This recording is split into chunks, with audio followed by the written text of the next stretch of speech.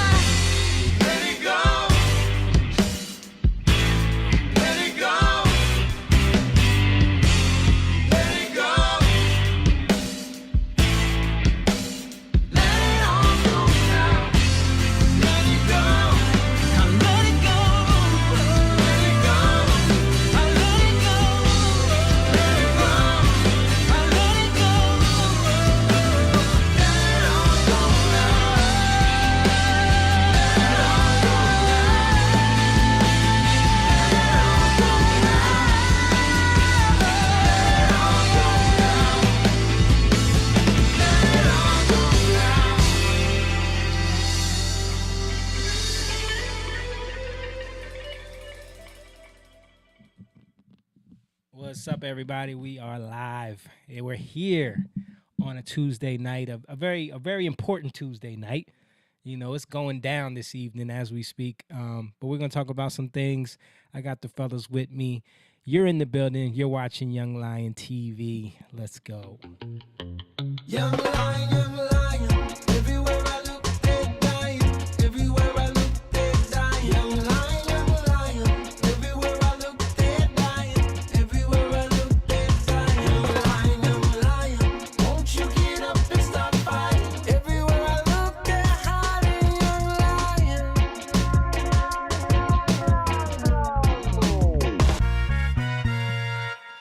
Yes, sir. You're watching Young Lion TV.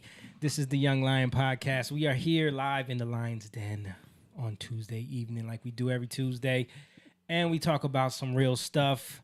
I want to give a shout out to everybody who's in the chat right now. If you're in there, hit that like button, please. Help us out with the algorithm because they don't like us.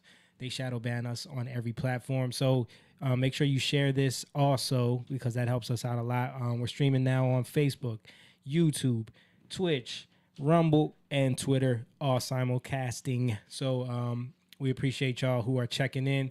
Make sure you share this video, give us a like, and drop a comment. Let us know let us know you're here. Say hello. We're gonna try to find it if it's on. We really see them on Facebook, but if you're somewhere else, we'll look for it as well. But I got Stan and Jake with me over on the other couch this evening.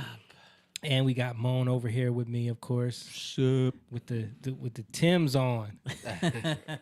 Rocking the team. Rocking the Timbs, man. And of course we got our producer, my mother, and yeah, she's in here. Mommy. Thank you, Hi, Mom. Mommy. Thank you, Mom, for doing great work over there. You're getting better and better every week. But yeah, if you guys want to support what we're doing, we do have a Patreon, patreon.com/YoungLionTV, where you can go on there. You can hop on that site and just become a member, just subscribe. And then all of that goes to us building this thing up, building this community. The Pride of the Young Lions is a community that we're really trying to build up and bring some togetherness. We have the Patreon members that join us every week. We appreciate y'all. And we've been doing some stuff. We got a song that we're working on for one of the Young Lions that we're about to get mixed and mastered. Yeah. And we just finished laying the vocals on last week. And you're doing a photo shoot for another one of the Young Lions. Yeah. And we trying to do stuff. We're trying to build a community where we help each other. We do things for each other. It's not just you come here and watch us every week. It's like, no, this is a true family that we're trying to build, a true community where we all can benefit from each other and we all have like-minded views and opinions on things. And if we don't, we talk about it. We discuss it. That's how you grow. That's how you grow. Donnie said, oh, what's up, Donnie? He said, hello, homies. Can't stay on long tonight. Schoolwork. We appreciate you, brother. Thanks for checking in. That teacher life. Also, I did get your text about the equipment at the church. We just got to sit down and figure out what y'all want to do, and I can help you out setting up a live stream situation. So hit me up whenever you get a chance, and we'll do that. But thanks for checking in. So, anything anybody want to talk about before we get into this? No. Anything going on? Anything last weekend? I haven't Anything? been here for a couple weeks. Yeah. Well, no, just one. You missed one. No, it was two. Was it two? Yeah, two. Wow. Oh, yeah. I lost my tooth the first. That's right. Yeah. Man, you haven't been here in a couple Yeah. weeks. Yeah. Well, welcome back. Yeah. Welcome back. We're gonna talk about some stuff. I mean, of course, the big news is right now we're in the middle of election night. Yeah. Yeah. The midterms. It seems like there's a lot of things happening. We're gonna go through a little bit of it, but the most interesting thing about it was, so I'm sure y'all are aware, but last night after midnight, so it was officially election day. 3 a.m. 3 a.m. here, 12 a.m. on the West Coast. So the whole lower 50 was, lower 48 was in. Saying no sound. No sound. Yeah, check. No, it sounds there. Sounds there. Somebody don't know how to turn on sound. But yeah, so everybody was getting a glimpse of this this eclipse that we get like every 5 years or so, where it's like the lunar eclipse where we get a blood moon, but it happened to fall right on election day. And they said that that's not going to happen again until like the year 2390 or something. Wow. Yeah. Yeah, so it's We ain't gonna be around. yeah. We'll be around, but it's not. That would be crazy if we were. If something happens in the next 50 years where we could be around, but no. So that So let us know, guys. If we have sound, I'm getting sound on my end. Yeah, I just turned on my So- phone and Yeah. So let us know. we're seeing sound on the We're live getting no stream. sound from one person, but just hit us up. Leave us a comment. turn your sound on, Donnie. Yeah, maybe you got to hit the little speaker button that comes up. Sometimes Facebook doesn't put the sound on automatically. Yeah. So, Leave us a comment though. Make sure we got sound. There we go. Okay. what did he say? He didn't have it on. He said, okay. He So said, you- okay, our back. Our back. So Is that that grammatically correct? there? means you didn't hear my whole statement about hit me up for the when you want to talk about how we can set up the live stream for the church, because I did see your text about the equipment that you guys have, so we can figure something out that can work. So hit me up about that and we'll set something up. But yeah, so we had a blood moon that fall on election day. Yeah. First time that's happened in a long time. Mom, can you pull this up? Someone took a cool image of the moon over top the Capitol building. That's crazy. Yeah. So I thought that was cool. Is it a real picture? That's a real picture. Okay. But people were are asking, is this an ominous sign or a good sign? Let's What, just Jake? hope it's a good sign. I guess it depends on what side you're on. What do you mean? Are you on the blue side or the red side? I mean, it could have nothing to do with sides, right? It could have just something to do with the overall. Well, it could have been a blue moon. Has there been a blue moon?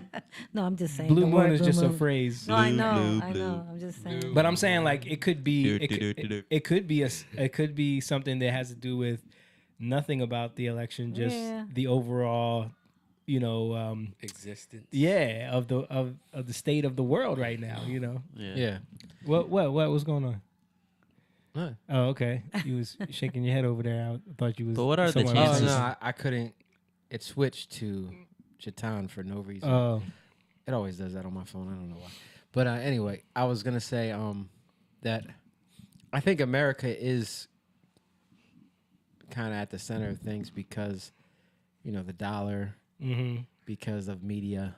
Yeah. kinda- Our media kind of Yeah. spearheads most of what's going on in the world. And Yeah. our dollar is the official currency. right. So And they talk about the U.S. everywhere. yeah, because Yeah. we Right. Because what happens here affects everyone. right. Yeah. They make fun of Joe Biden everywhere, They sure do. Yeah. And especially Australia. Kamala. Kamala. Well, whose phone? Whose phone is that? me? Oh. Yeah, that was me. On Yeah. Rumble. Oh, okay. So Rumble's going good. Everything's good. Okay. Yeah, I mean, it is interesting though, because this is such a contentious time, and this election is there's a lot of speculation of what's going on. There's a lot of people acting like this is the end of the world. If you vote one way or the other. So, it is interesting There's a that lot that of people just thinking stuff is the end of the world. Elon Musk buying Twitter is Dude. the end of the world. Oh, did you see the bad news that Whoopi is leaving Twitter? She announced on the Uh-oh. show that she's What will- leaving Twitter. What will the platform do now? Oh, no.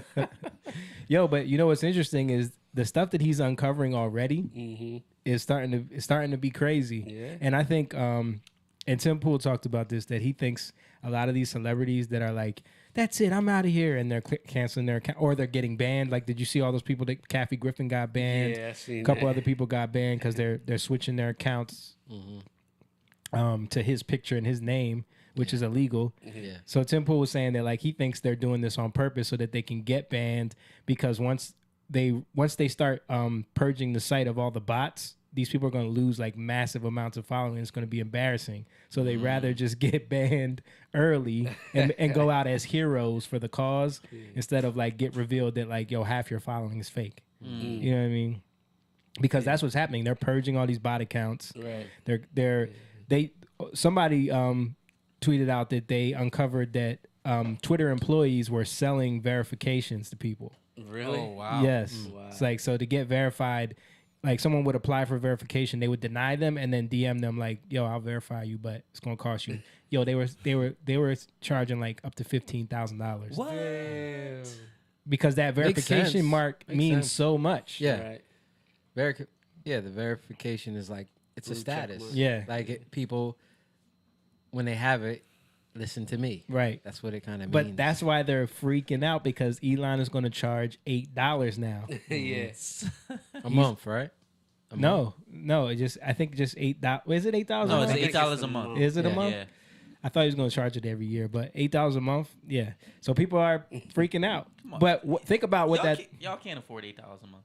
they can. But the point is, they don't want other people to have access to it for $8 a month. That's where they're freaking Yeah, out, Right. because it's not. because they're going to lose their specialty. the you know. value of getting the blue check. Yeah. mark. I mean, the whole point of the blue check, the verification, is just so you know you're not talking to the wrong person. Right. Yeah. And that's what the point is. That's what it Yeah. started as. That's Yeah. what it's supposed to be That's on what it every should have been. platform. Yeah. Yeah. But then, for some reason, it turned into a status symbol. Yeah. And if Right. you can get verified, that means you're Somebody. of an elite status. Yeah. So, Yeah.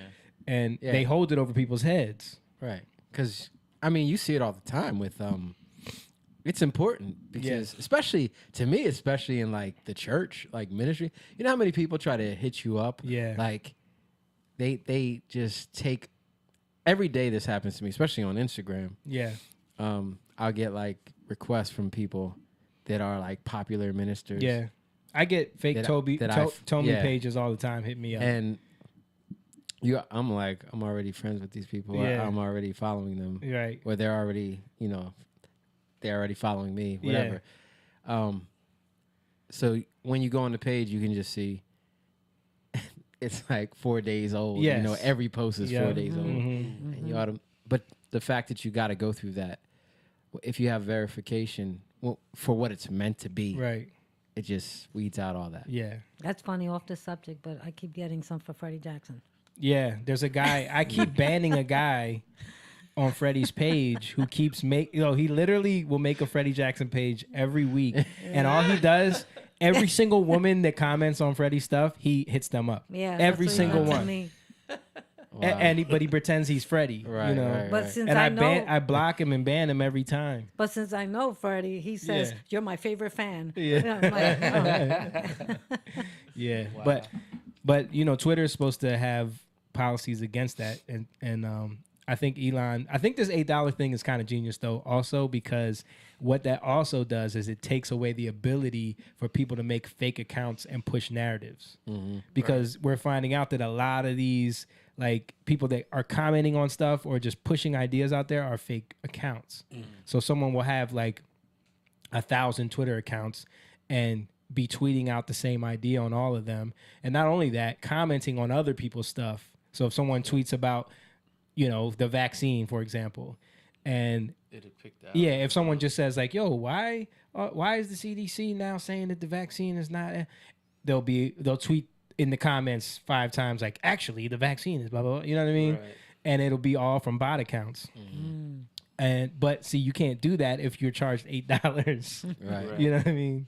So I think it's gonna weed out a lot of that stuff. And it's not just about the $8. It's like the $8 causes you to be verified. Yes. So it's not like you pay $8, you can do whatever you No, want. no. Yeah. No, you get checked. Right. Right. Right. That's the check mark. It's Yeah. you get checked. It's so it's like For it's like verification. us having global Oh. entry.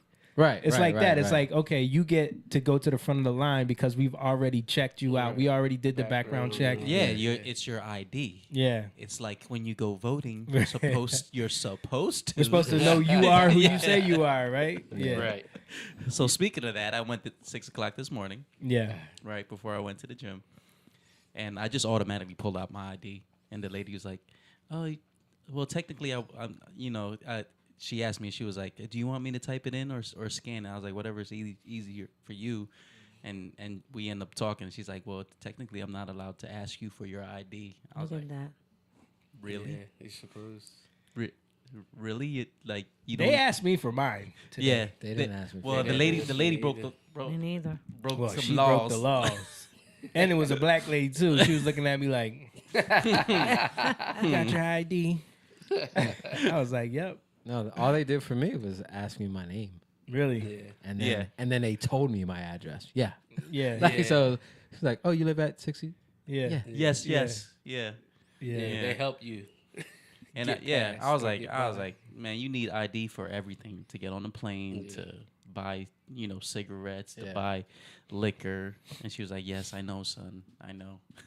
I was like, it's so stupid. Yeah.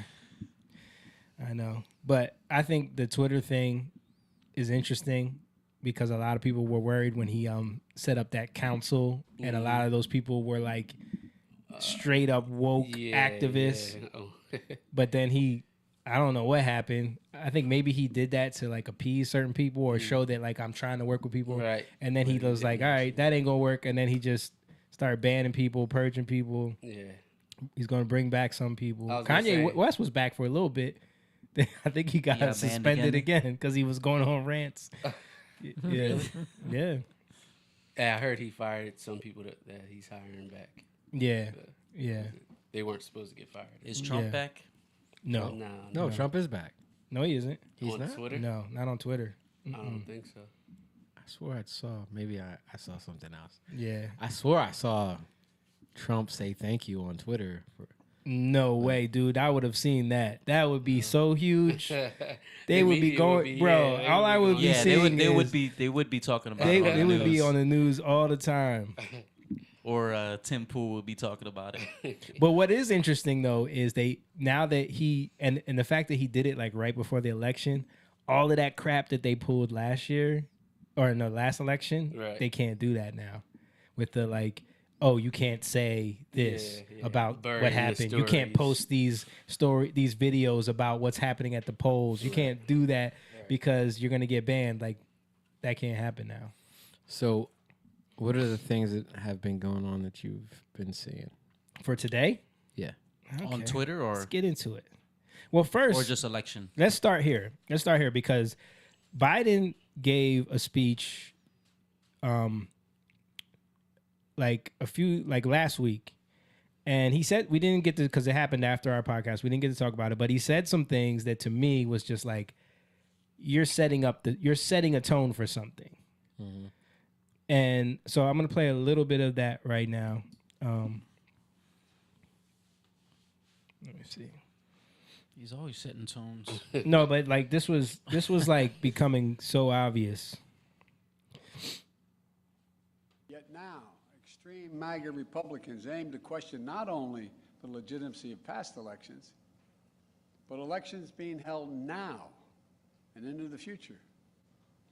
The extreme MAGA element of the Republican Party, which is a minority of that party, as I said earlier, but is its driving force, is trying to succeed where they failed in 2020, to suppress the right of voters and subvert the electoral system itself.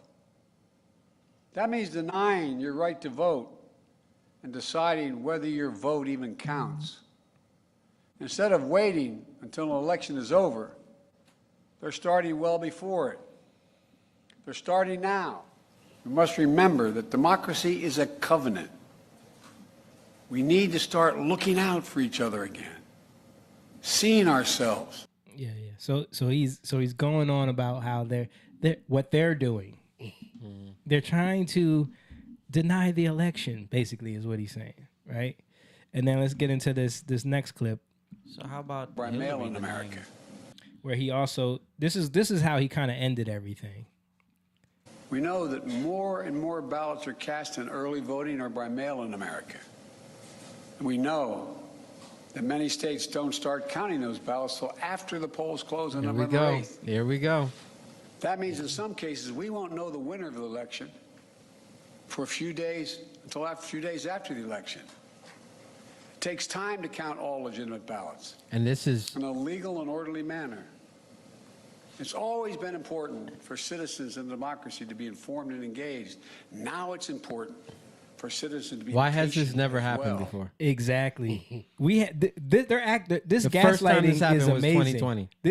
But they're acting like this always happens. Yeah. Right. It's never happened. But you see before. how he's setting that stage. I did see with Pennsylvania how they were like the expected mail-in ballots were nothing close to what they expected. Yeah. And they were like kind of scared about that. Yeah, but then they still in certain counties are trying to push it. Like a judge made it acceptable to count ballots up until November 14th, which is crazy. Yeah. That's And- almost a week. And this is the Later. like why are we doing this now? Did they do that in PA? Yeah. I know judge ruled that they couldn't count ballots that weren't signed. Like That didn't they have had dates on them and problem weren't dates and signed. weren't But that, I signed. think they overturned that. Oh, let me see. I got some stuff here. So I'm taking y'all through this. So then we get the cleanup crew Oh God. come in. It took 2 weeks to call every state. In modern elections, more and more ballots are being cast in early voting and also by mail. And many states don't start counting those ballots. Literally until the same after script she's ballots, reading. After the polls close on November 8th. So you heard the president say this the other night. He has been very clear on this as well. We may not know all the winners of elections for a few days. It takes time to count all legitimate ballots in a legal and orderly manner. That's how this is supposed to work, and it's important for us to all be That's how this is supposed to work. Because I've always been told it's election day, Yeah. not election week. Exactly. And ever since I can remember, we always have known the winner that night. That night. Yep. So Donnie says it means it's valid because in Mercer County we only could vote by hand because And why was that? because their electric system shut down. No, Mercer County could only vote by hand because the machines weren't working, Right. which are the Dominion machines. Doesn't anybody test their equipment before they use it? But let's keep looking at this. So here comes another story right behind that from ABC. A red mirage or an artificial GOP vote lead will likely reoccur on Tuesday. Because remember what happened in 2020? Yeah. It was like a huge lead, then a dump in the middle of the night, Yep. and then boom. So Yeah. all of these outlets, here goes from Fox 2 Detroit. Michigan posters say expect a red mirage. This is the term that they're putting out there. Mirage. Red mirage on election night. New York Times, why early results on election night may be misleading again. They're setting the stage for what they're gonna do, and then someone posted this because this is remember the arc from this is the arc from last election 2020. So this was the two arcs, Trump and Biden, and then that line straight up is what Midnight. that dump at in 1 a.m. So they're setting the stage. Here goes. John Fetterman sues to have undated, misdated ballots counted in PA. Yeah, he just sued for that. So you can have a ballot that has no date on it. Shout out to Paul Horner. Yo, Paul, what's up? Young man, Yo. we were just talking about you, man, working on your song. Here you go, Donnie, right here. Let's check it out. See, Now so we working can to see fix if it that. was about electricity or what. Newsroom, a problem with voting machines in New Jersey. Take a look at what's posted on the Robbinsville Township website. It says all voting machines are down in each district across Mercer County because of a printing and scanning issue with Oh, I thought it was a power outage. Yeah, they said they used the wrong ink. I thought it was a power outage. It's a printing and scanning issue. ballots. But voters, though, can still go to their polling locations, insert their ballot into an emergency slot of the machine. And the website, it says it appears that county officials won't be able to tally those votes, though, tonight. They are Yeah, they can't do it tonight. It's going to take days, probably weeks Let's to see how figure much out. they're making it How, ballots. how did they get the wrong ink? Bro, it don't end there. Look here, this is Luzerne County, Pennsylvania. Thank you for joining us. I'm Andy Palumbo. There are reports of problems at polls in parts of Luzerne County. Voters tell us some machines ran out of paper. Newswatch 16's Chelsea Strube sent us this photo of people waiting in line to vote in Harvey's Lake. She tells us voters were filling out provisional ballots while a poll worker drove to Wilkes-Barre to get paper. I think that's ridiculous, especially since, it's open until 8 o'clock tonight, and they still can't find any paper? So nowhere to find paper. Good. Bro, That's straight up ridiculous. you though. didn't have paper? You prepare. You're supposed to prepare yourself. I don't know. It's just, Dude, there's it's people that just get paid Exactly. tons of money to set Scam, these yo. things up. I've never heard of this before. They want people to sign ballots so they can scam us again. And we ain't done, y'all. We ain't done. What's our boy saying? This is let me see. I don't got no audio. Let me see. Okay. Check this out. I didn't understand what you said. What did you just say? Okay. Paul said plenty of paper here in Philly. With this election, you can vote in any precinct. No, you said the Republican side is not what?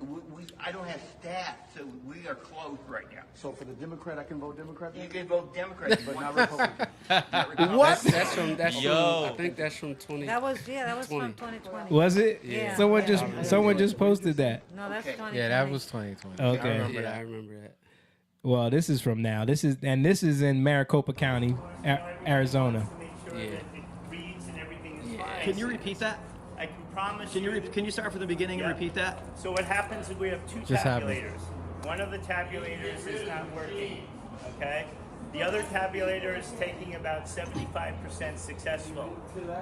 So 25% of them are being misread, and it could be a printer issue, or it could be the tabulator itself. So when it's misread, you have an option to put it into what's called box 3, and it gets read, whether it goes downtown. Yeah, you see, it's the same issue, and these are all Dominion machines. It's the same issue. They're having an issue with the machine. It's not reading the ballot, so then you have to put it in physically. You have to write out a paper ballot and put it in the physical box, which is the issue. What's going on, Mom? I don't know. I didn't touch anything. Like, I don't understand it. What's going on? I see it here, but I don't see it over there. I mean, it's up. Did you click the screen Online, button but- up there? No, I didn't touch it. But can you click it again? Oh, okay. Yeah, there you go. Well, I didn't touch it. It keeps going off. Well, just click it again when it goes off. Okay. So Whether it gets read manually, or whether it gets refed into our tabulator. We don't want to adjudicate. They get read, No. okay? So no one's trying to deceive anybody. Of course not. Not on election day. That would never happen, right? No, that would never happen. So we got Mercer County in Jersey. We got PA.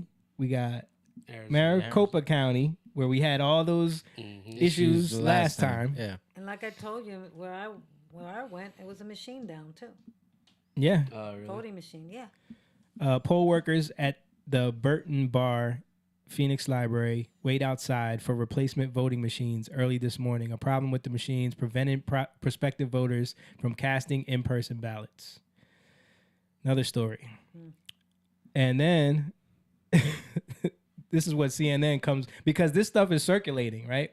So this is what CNN, they want to get ahead of it. We're keeping an eye on that one. That's good. But you see, that's our first votes, and that's the wonder of democracy, whether you're a Democrat or Republican. And I wanted to point that out to be a little bit of the crank in the room following Brianna there. Stay off social media, people, if you're trying to figure out, are there really issues with votings? Trust your local officials, trust us here, trust a news source that you know and trust, to be honest. You want us to trust CNN? He said someone that you know is going to be honest. CNN? You gotta be kidding. Guys Bruh. been caught lying. He says stay off social media.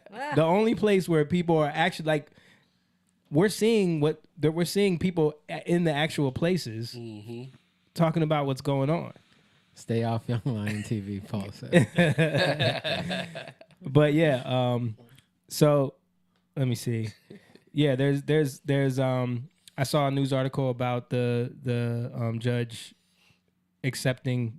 I think they overturned that, where now they're accepting the ballots with no dates. Oh, the MPA. Yeah, MPA. That's what I mean. Fetterman sued for it. I think yesterday or today. Yeah, he sued for it Donnie yesterday. said, There was no result that I saw. let me ask, who do y'all think is in charge of the machines? Only Dems? That doesn't make sense. No, we don't think it's only Dems. We think it's the establishment people that are trying to control everything, and that includes Republicans.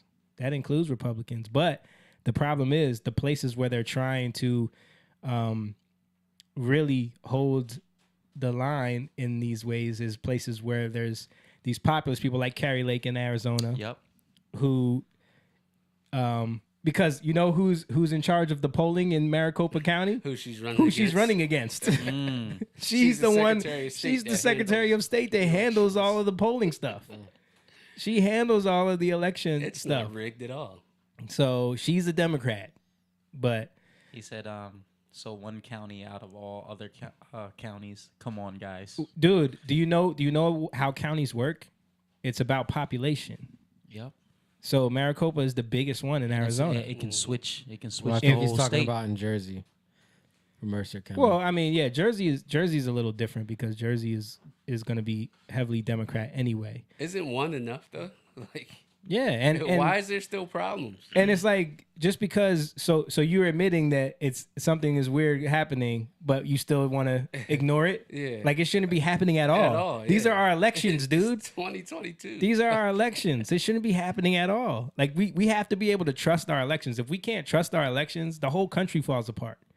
Yeah. Yep. So you can't just say, "Well, it's only one county." Come on, guys. Like no, it shouldn't be happening. Exactly.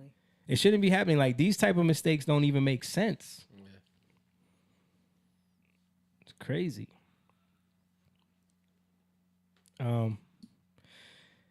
Yeah, but that's pretty much all I had, except for I got a couple Joe Biden clips. I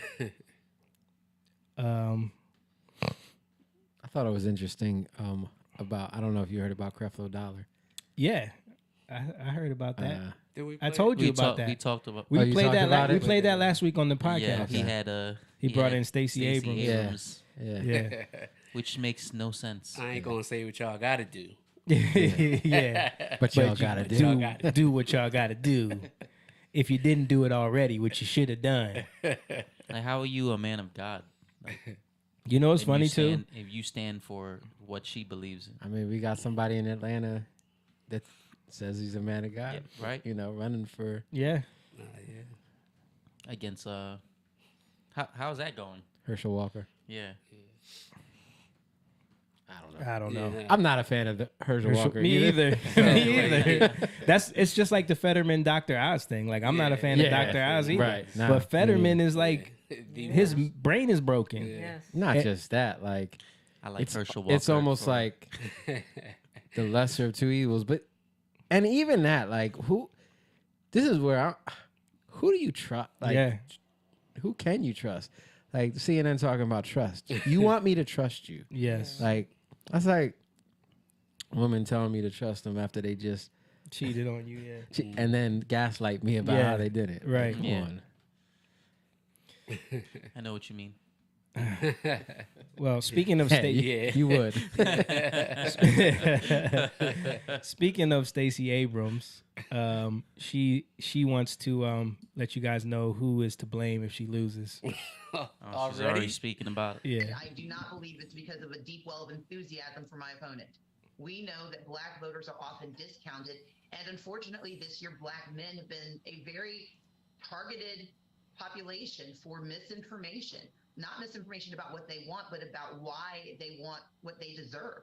And my campaign has been the only one that has very intentionally, thoughtfully, and consistently reached out. You're what that has been they deserve. misconstrued as concern, when it indeed is just respect. And I do not believe it's So let me translate for y'all.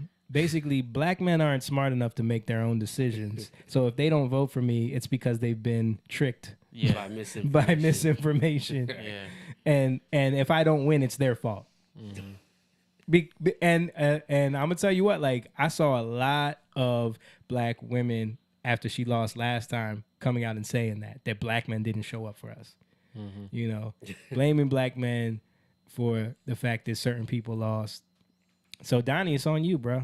It's on you, man. You got to get these people in power, or else it's your fault. Yeah. Hey, how they play the team thing. Yeah. But, you know, Joe told him, if you don't vote for me, you ain't black. So. And they listen, boy. They listen. Yes, sir. Eyes are sorry. Let me see.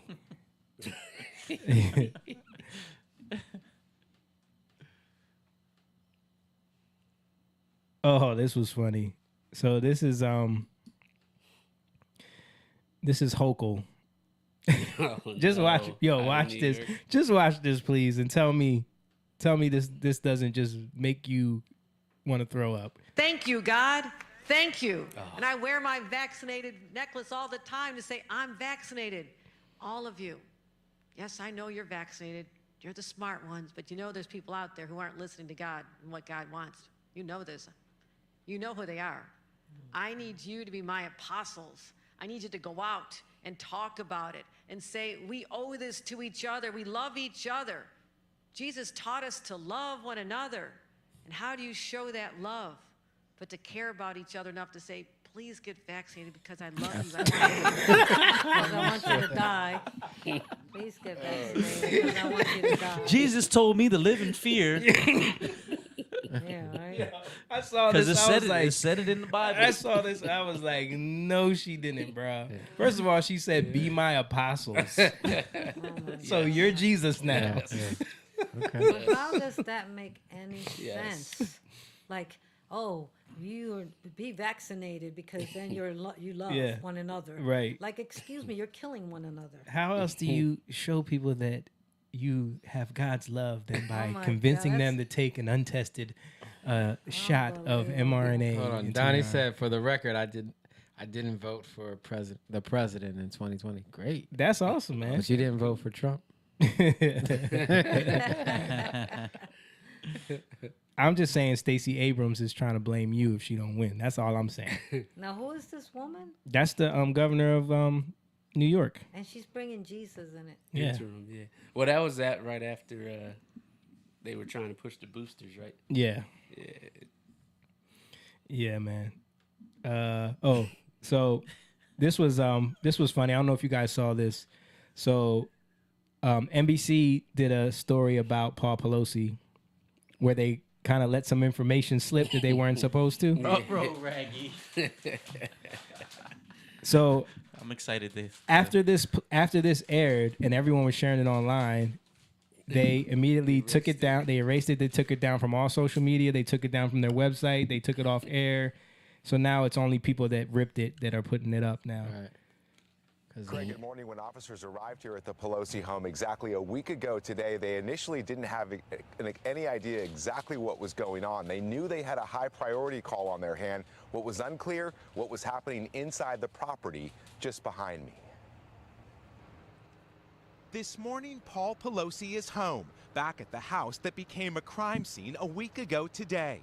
NBC News learning new details about the moments police arrived. Sources familiar with what unfolded in the Pelosi residence now revealing when officers responded to the high-priority call, they were seemingly unaware they'd been called to the home of the Speaker of the House.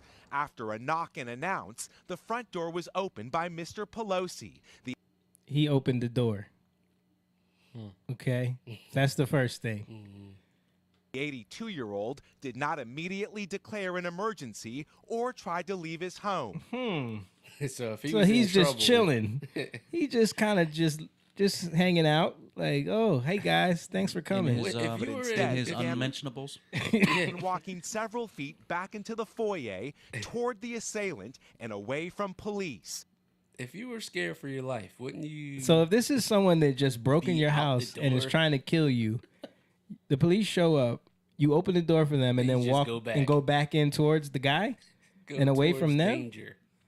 It's unclear if the 82-year-old was already injured or what his mental state was, say sources. According to court documents, when the officer asked what was going on, defendant smiled and said everything's good. But instantaneously, a struggle ensued as police clearly saw David DePape strike Paul Pelosi in the head with a hammer. After tackling the suspect, officers rushed to Mr. Pelosi, who was lying in a pool of blood. What we do know is So he brutally attacked. So that happened when police was there? yeah, that happened when the police were already there. Yeah. Oh. Yeah. Yeah, so they when they first covered it, nobody said that he was in there. He let him in pretty much. No, they didn't. They didn't say they kept coming out with conflicting stories. Yeah. Like that. One of the a third party let them in. The housekeeper let them in. Yeah. Paul So, hold Pelosi, up. he locked himself in the bathroom. Yeah, All these things. What? You gotta let it out. He's in his underwear. And Yeah. he's in his underwear. Right. Come on, bro. I mean, Come on, bro. I'm not gonna speculate on any of that. You don't have to. All I'm gonna say is, With that coverage, even with that right there, it changed the whole narrative to like this guy just being a crazed maniac that broke in and attacked him Was out of high nowhere. on drugs or whatever like that, and I mean, the attacked. dude was clearly crazy, but why he was there and why we don't know. Like, it's still just things don't add up, is all I'm saying. So, and that's obvious by this news report, which is why they took it down from everywhere. And the main thing that didn't add up, why didn't security stop him? Well, yeah, that's a great point. Yeah. I mean, because Pelosi let him in. and you know, he ended up in his underwear. their house is on 24-hour surveillance through the camera system, but they But said there's no- they weren't paying attention to the cameras at the time. Right. Yeah. Right. And then wow. Emma, shout out to Emma. All What right. up, Emma? Well, Yeah, so I thought that changes things. I thought that was funny that they just kind of took that whole story down. and they won't release the video, of course. No. From either. And I heard they won't release the mugshot of this dude. Really? Yeah, even though his picture was up there. Like, That's have you seen any interesting. mugshots Yo, yet? that's interesting. They won't release it. That is interesting. All right, one more video.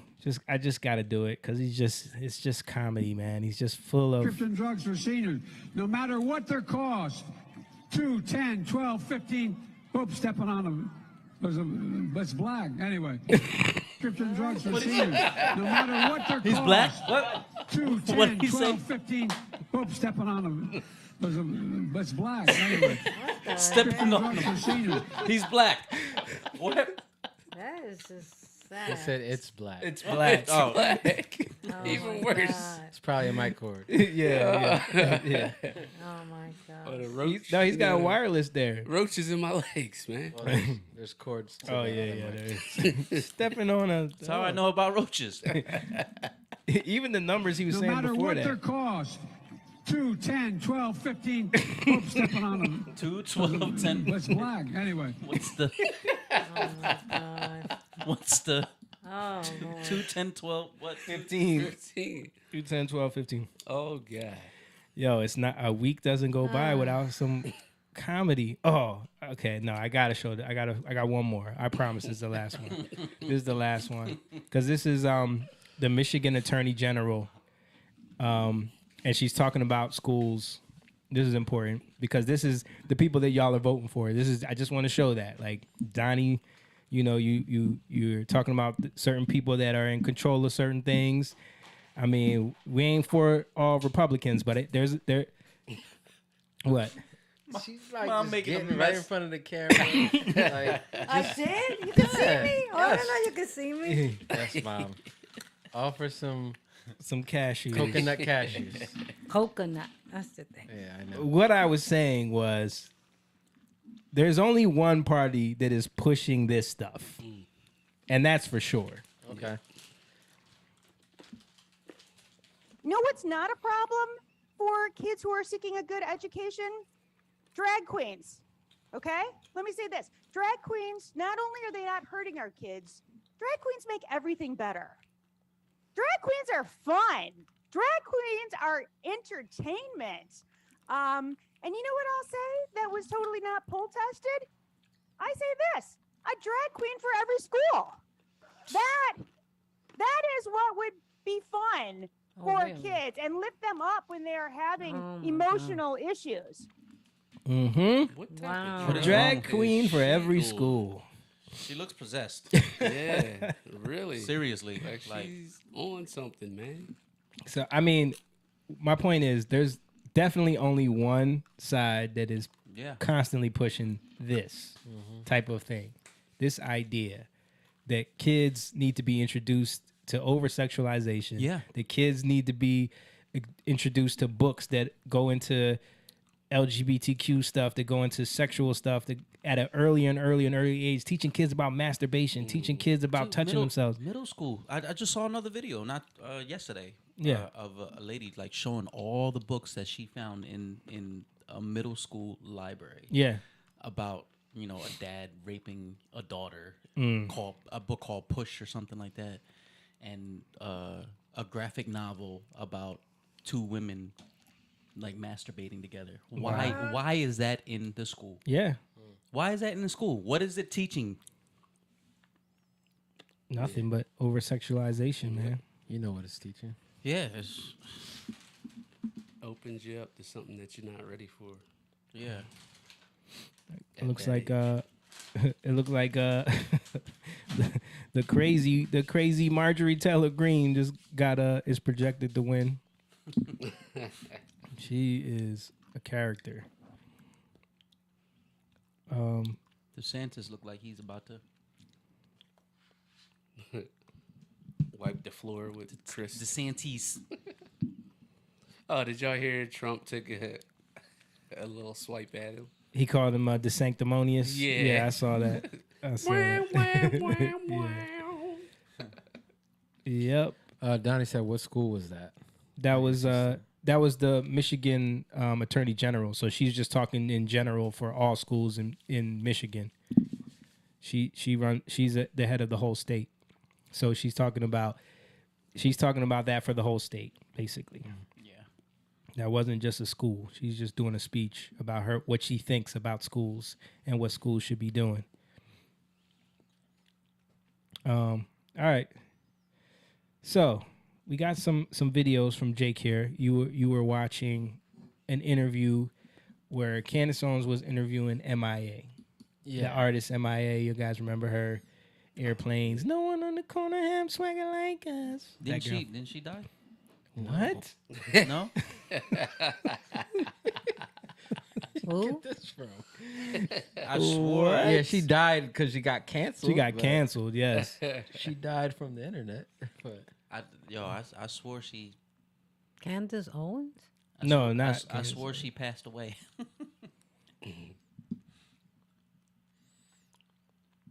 No. And Yeah. This was years ago. Yeah, they already announced DeSantis win, I think. How many? Does it say how many points? No. That's what I was interested in. There's no way he was losing. How bad did he smack him? Yeah. All right. But anyway, Candace Owens, I mean, we're gonna be checking in with the election every now and then, guys, just because it's happening right now. And Jake sent me these videos, so I don't know what's on them. I did watch some of this interview, but do you want to This just happened? Yeah, this was from like a couple days ago. Okay. Do you want to? Yeah, I mean, I thought it's important because, again, the media, the American dollar, we kind of are on the forefront. We're in the eye of the world. But we're kind of like on the inside looking out, and then everybody is on the outside looking in. Right. But this is a perspective that's on the outside looking in. There's that saying, like, you can't see the forest for the trees. Mhm. And sometimes we're in this country and we're so engulfed in it that all we see is trees. Yeah. So we don't get to see the perspective of other people and Right. other nations and how the things that they're going through and how what we do affects them. Mhm. So Donnie said I'm talking about what Moon was talking about, the books. I don't know Oh. exactly what school it was, but Probably there's- some school in California. Yeah. That's where most of them are. There's a lot out there, man. Yeah, like I there's think parents. that one that you're talking about might have been TXS, maybe. Yeah. It was Texas. I think it was Texas. Texas. Yeah. I want to say which is crazy. Dallas. I don't know. Yeah, what was that? Remember that Board of Education meeting where the father was reading from one of the books that they have in that they have available to the kids, and they kicked them out and was like, this language is not appropriate. He was like, but I'm reading from the book that you guys have available to. There's a lot of videos like that. Yeah. Yeah. All right, let's play this. Do you know what the first clip is about, or you don't remember? I can't remember. All right. Then we had all of this other stuff and problems, and ISIS was popping up in, Iraq or whatever, and, and they were sort of threatening our comfortable lives in the West. Okay, as so well. she's talking about like, I think this is like 2015. I think this is like pre-Trump, ISIS, where with the whole Gaddafi. 2000. Oh, okay. Yeah. Yeah. So this is like right before Trump, the Gaddafi stuff. I think this might have been when like the Black Lives Matter stuff Was starting just to kick starting off to kick right yeah. after like Trayvon, and who's the guy from Flint? Not Florida. Flint, not Flint. Mike was Brown. Mike Brown. Yeah. Yeah. So I think this is where she's picking up from. All of these conversations were going on your mainstream media. This is just the news I was getting at the time. And that's where my head was at when I said, oh, an American musician who's huge, like their platform is huge because they toe the line, which is what we're already talking about. When you toe the line, you get to be a billionaire. And I said, when you're towing the line, you can't say hashtag Syrian Life Matters. 100%. You just cannot. And that's why I was cancelled. So then, if you know that I was at the Super Bowl and I gave a middle finger at the Super Bowl and I was sued for $16 million, so I have the right to talk about the Super Bowl because I was affected by the Super Bowl in my personal life and experience. So I'm coming from a personal place, So I was like, yeah, I went on the Super Bowl and I gave a middle finger and I got sued 16 million, And they said, what do you think of Beyonce putting up the Black Fist, supporting Black Panthers at the Super Bowl? And it was a hit job and I didn't know, but the journalist asked me and I said, well, she can do that as a Black woman, but maybe she won't be able to say Syrian Life Matters, Pointing out the hypocrisy and the irony. So I was just saying, yes, that's fine. It's fine because you could be a Black woman in mainstream music and you can say, I am Black, which is fine. But I was like, she also supported openly the Hillary Clinton campaign and the Obama campaign. She will not be able to talk about the war in Syria. But then the counterattack that I got and the way they cancelled me was to say, Black people are Muslims too. So how dare you say that? But that just didn't make sense. It never makes any sense. It never makes any sense. I was like, but I know that Black people could be Muslims. That's not the point I was making. I was specifically making a point about if you are a mainstream artist who politically funds the campaign of this candidate who's then engaged in a war over here, would they speak out about it? No. Yeah, so the reason why I brought this up is because this is what we deal with in, like, with a lot of the people who are famous and then call themselves artists. And we use this term very loosely, but art, what it's for is to cultivate, right? You're on the cutting edge, right? Yeah, art is supposed to push boundaries, make people think, supposed to push their mentality. Now, there can be bad art. Yeah, absolutely. Right. And I don't mean bad like it's just not good. It could push in terms the of- wrong direction. I mean bad like it's a bad push, just like what we're getting with like you can call what we were just talking about with the Takeoffs being killed. no, not trans, but people dressing up as women. What are they called? Oh, the drag queens. Drag queens. Thank you. You can call that as art, right? Yeah. Because you're pushing boundaries, Mhm. right? But should people be pushing those boundaries? Right. So that's culture, and it becomes what's accepted, right? But what you have like with somebody like Beyonce is that she'll do like something like Lemonade, right? She'll do like these things that Formation. They look very artsy, but all she's doing is just repackaging something that's been done before, and people don't even know it. And then they're like, "Oh, that's cool." But then she stands there and does the things that seems like she's Speaking on out. the cutting edge and speaking out, but she's just playing to the narrative that they want to put out there in the first Right. place. So she just becomes a puppet. Right. And that's what happens with a lot of people. And I'll say, just like on the other end, because this is what she was talking about, like if you toe the line, you can become a billionaire. Yeah. So I'm not saying it like she's horrible. I'm saying that the money thing is very enticing. Yeah. And it gets people to do things that they might not do. And I think that's another reason why Kanye West is such a polarizing figure. Yeah. Because he's one of the ones that kind of broke that code. Yeah. And I was speaking of Kanye West, I was listening to something with Dame Dash from right Rockefeller Records, and he was talking about the difference between Jay-Z, which is Beyonce's husband, wife, Beyonce's husband. I'm not gonna say that, but he was speaking about him, and then he was speaking about Kanye West, and he was saying the difference between those two is that Kanye West is an artist, Jay-Z is a businessman. Yeah.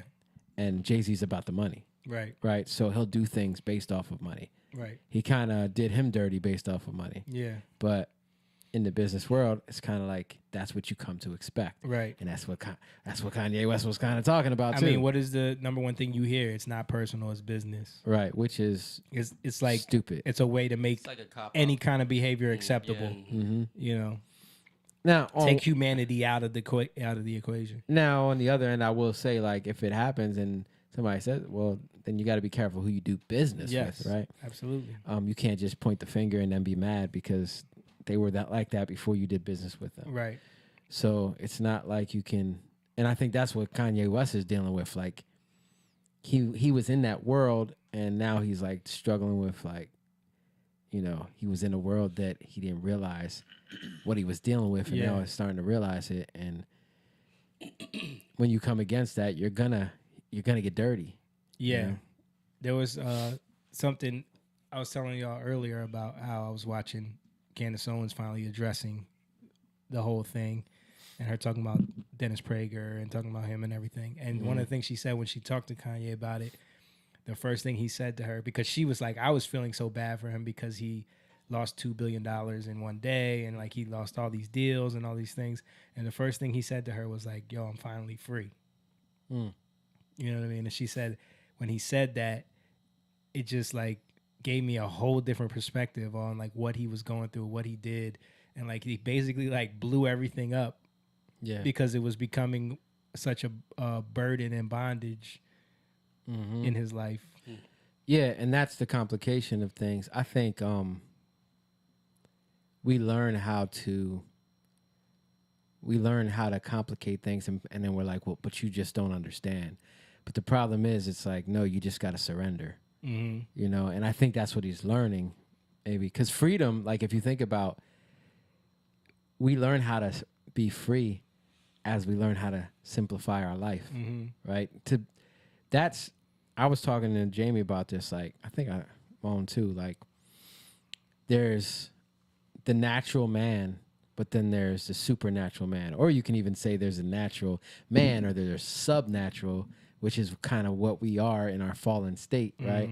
So you have the subnatural, but then you have the what we were meant to be, or meant to be created to be, right? So so instinctually, we deal with the things that happen to us every day, and that's our reactions are the programming that become genetically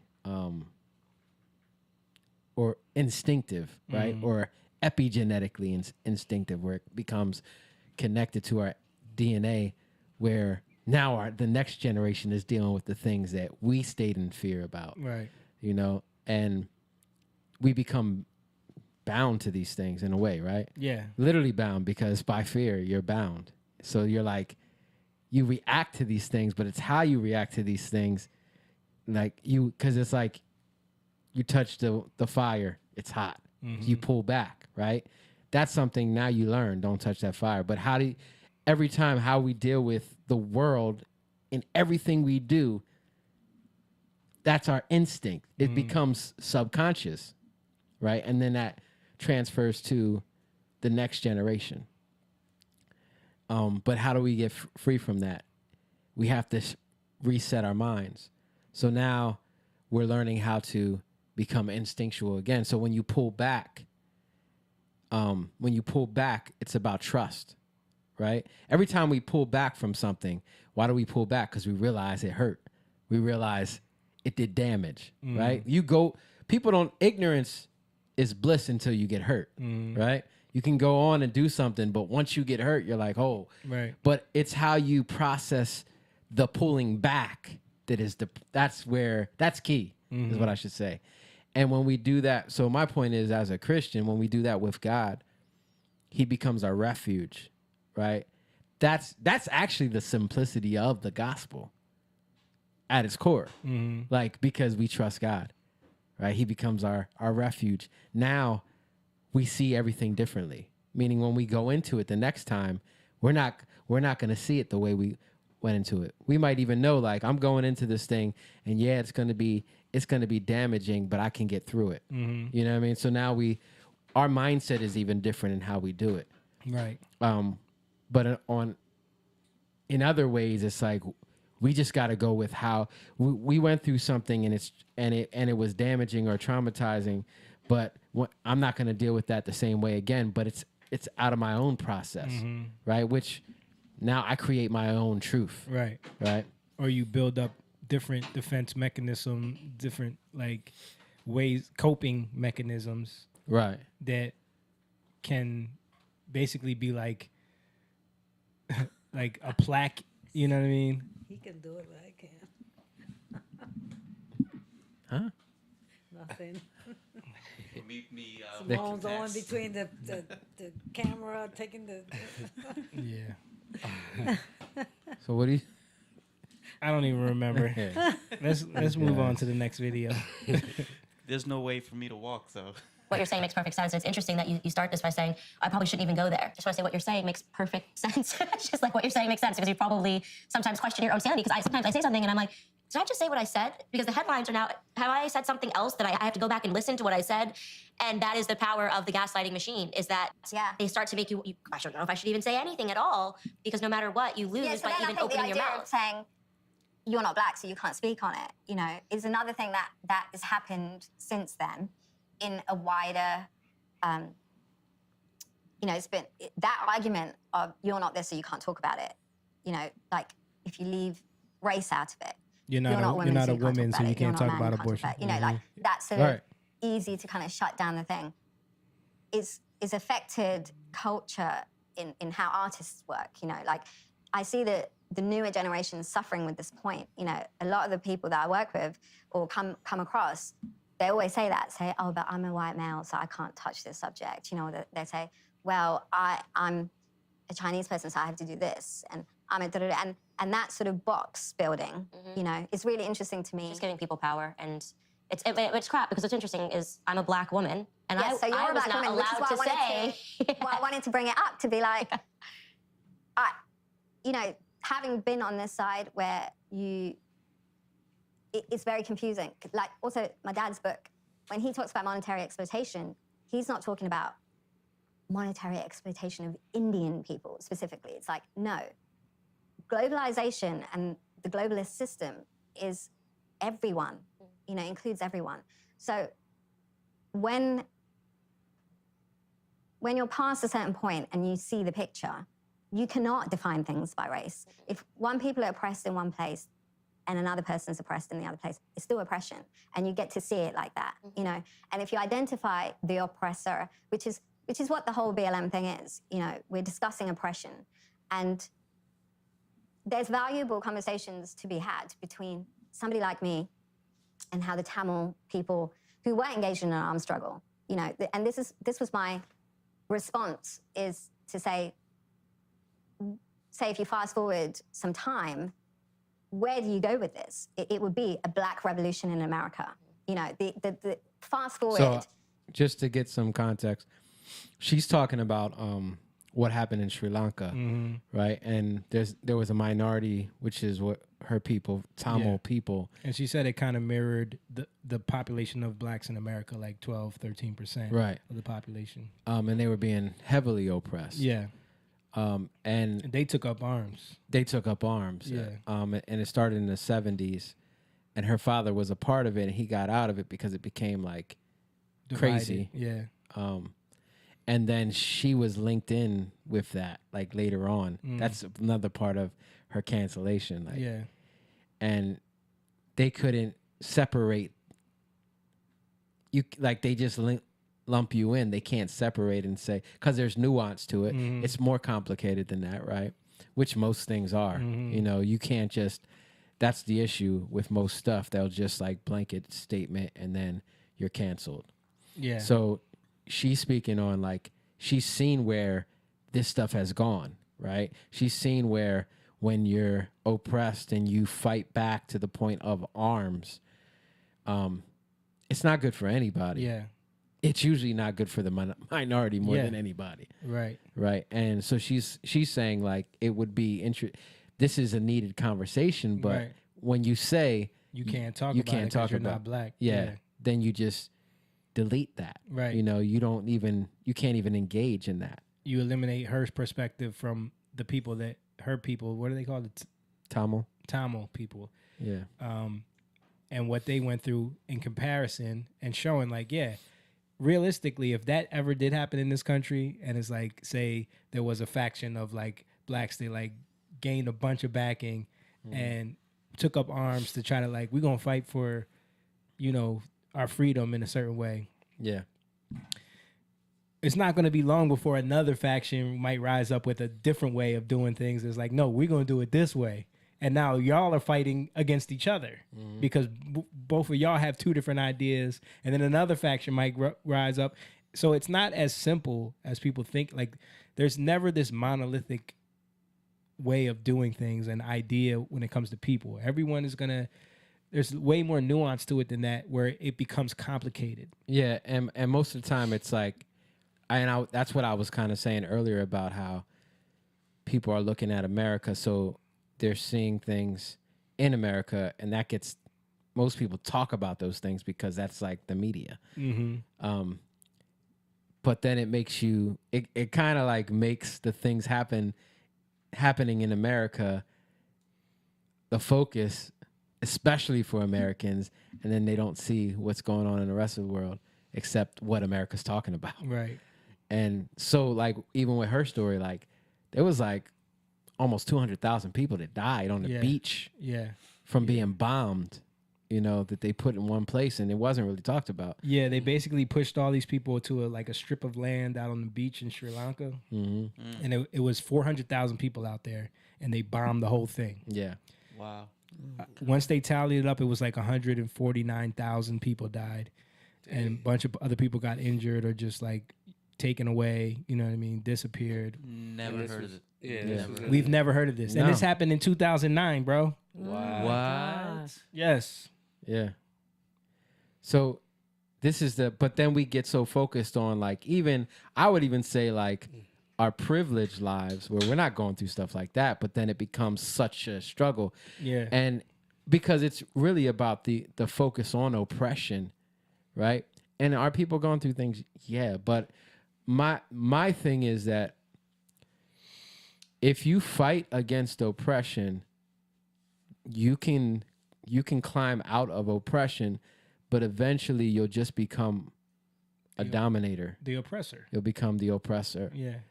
That's the cycle. It's not I like, mean, look at what feminism has turned into. You know what I mean? Like, it came up from oppression, and when you look at it now, it's like it's almost like men are being oppressed. Men are being Like, oppressed. You know what I'm Yeah. saying? Like, if you live by the sword, you'll die by the sword. Yeah. Like love, if you love, you're gonna bear love, or you're gonna produce love, right? Mhm. You're gonna birth love. You're gonna, you can't. If you hate, you're gonna. That's what you bear. So, if you're oppressed and then you hate the oppressor, well then, and that's your motivation to come out of oppression, well then you're gonna hate those who seem like they're coming against you later on when you're not in oppression. Right. So now you have to oppress them. That's how it works. And it usually works like that every single time. So now you're shutting down people that you were those people that were shut down before, but now you're shutting down people who are against you. Right. And that's the cycle. It's cyclical, right? That's what we've been dealing with in the world. And that's that's what we're seeing on social media. Like, Yeah. we're seeing little pockets of that happen all the time. We're seeing that in like these little Antifa pockets in Portland and in Seattle and like the autonomous zone. Like it's just little factions of like, well, now we're gonna be in charge and we're gonna be authoritarians to you. You know what I mean? Because we feel oppressed, so now we're gonna oppress you. Yeah. And I think that's what, going back to what I was saying earlier with the instinct, like that's how we learn. Yeah. Like we learn through things happening to us, and then how we receive it, like how we internalize it, how we so when we do things, there's repercussions, meaning like if you are truly oppressed, like just take Jim Crow, right? That's systematic, right? That's actual right. Legislative oppression. Yeah. Right. So when you take that, and if you fight against that, there's going to be repercussion, right? So how do you fight against it, right? There is a fight. And I think you've seen that Martin Luther King's way was a lot better than going out and taking up arms. Yeah. Because it started to, you're looking at these people, they're not doing anything to people. Right. But yet they're getting beat up. And Right. so you're seeing there's repercussions to their actions. But when you voluntarily do it, it's a whole different way of seeing. Yeah. Like my point is that the people who are voluntarily doing it, why? A lot of times it's because they put God first, right? You have something, it's faith, right? So I'm doing it knowing that if it says in the Bible to love people and to believe that people can actually come together despite what I see, I'm not worried about the repercussions, right? But when it happens, it might trigger you, right? It might, like, these things happen, like you try to do something, it makes sense. These ideas make sense. And this is my point. We have ideas, right? But we got to put them into action. Right. And we want to save the world, right? People want to do these grandiose things. Yeah. But when you start to put them into action, which is, I think, even on the Kanye West side, like you want to put these things into action, you're going to get attacked, right? Because the powers that be are going to try to put you back in your place. And it's not, I don't believe it's the powers that be that actually are fleshly powers. I believe it's the principalities. It's meaning principles or the ideas that people hold, the laws or principles that people hold within themselves that fuel them to hold these things over people, right? So when you go against that, you get attacked. But when you get attacked, you pull back because you got to re-strategize, right? You need a new strategy because it sounded good, but when you go and do it, you get hit with repercussions. So now you can, this is where I'm saying that you have to learn how to trust God. So when you recoil, and it's like a serpent, right? A serpent's greatest position is when it's coiled, right? So when it says in the Bible, be wise as a serpent, be recoiled, coil yourself. And that means you're protected now. Our protection is to recoil ourselves or to submit ourselves back into Jesus, meaning our mindset now starts to go, all right, I don't know what I'm doing. God, show me. And that's how we change our mindset. Right. You have to literally say, I don't know what I'm doing. It sounded good, and I know there was truth there, but that's how we grow up as children. We learn from our mistakes. Like it sounded good, but you got to learn how to do these things. Mm. That's how we get more skilled. You get what I'm saying? Yeah. So then it becomes instinctual, where the things that you had to think about before, you don't got to think about anymore. You know? But if you do it the other way, now that's a natural instinct where, well, this happened, so now I got to figure out how I can push myself out there in a way where these people are going to listen to me. Mm. You know what I mean? Like, I got to do it in a way where I'm going to get their attention. So you start to strategize, but a lot of times that leads you to you're going to be, what's the word? You're going to have to give up a lot of yourself in a way where the things you thought you held close to yourself, you don't really hold close. It's kind of like Castro, right? Castro got to where Castro was. He wasn't like that at the beginning. It took time to get him there. You know, when people have a grandiose idea of what they want to do, you can't get there unless you give up a lot of yourself, and then you don't know who you are, right? And that's what happens a lot. So now you become an oppressor, right? That's how the oppressed become the oppressor. It's not, you have to go through that process. So you're going to go through that process anyway, you know, us with the music industry. And this is what she's talking about. Like, if you want to give up your integrity, yeah, you can do that. But, and then we'll give you a platform. We literally went through this stuff, right? But it was always like, no, we're not willing to do that. We're not willing to do this, right? But if we give up our integrity, we might have got some opportunities that we wouldn't have got if we just, no, this is what we see. We might not have it all together, but we have a vision and we're sticking with that and we're working it out as we go, right? See, that's harder because you got to trust. Yeah. But when you're seeing things happen and they're like, no, we already got this thing working, so trust us. But you don't know them. Right. And you don't know their interior motive. Ulterior. Interior. Well, it is interior too, right? You don't know their true motive, right? You don't know what's in their heart. You don't know why they're offering you these things. Yeah. So you say okay because you're too busy looking at your own desires, right? Why? Because I want to get out of where I was, right? Because I hate where I am so much that I'm willing to sacrifice my integrity or the things I thought I believed in. And that's how you end up with a bunch of people like Kanye West, Antonio Brown, all these people that once they start realizing that there's a bunch of ulterior motives out there, then they're hurt and now they want to lash out and they want to, you know, say things that get them canceled. Yeah. Yeah. Exactly. And I think that's why somebody like MIA is so important, or Mia. It's so important. Maya. I think her name is Maya. Yeah. Because she held to her guns.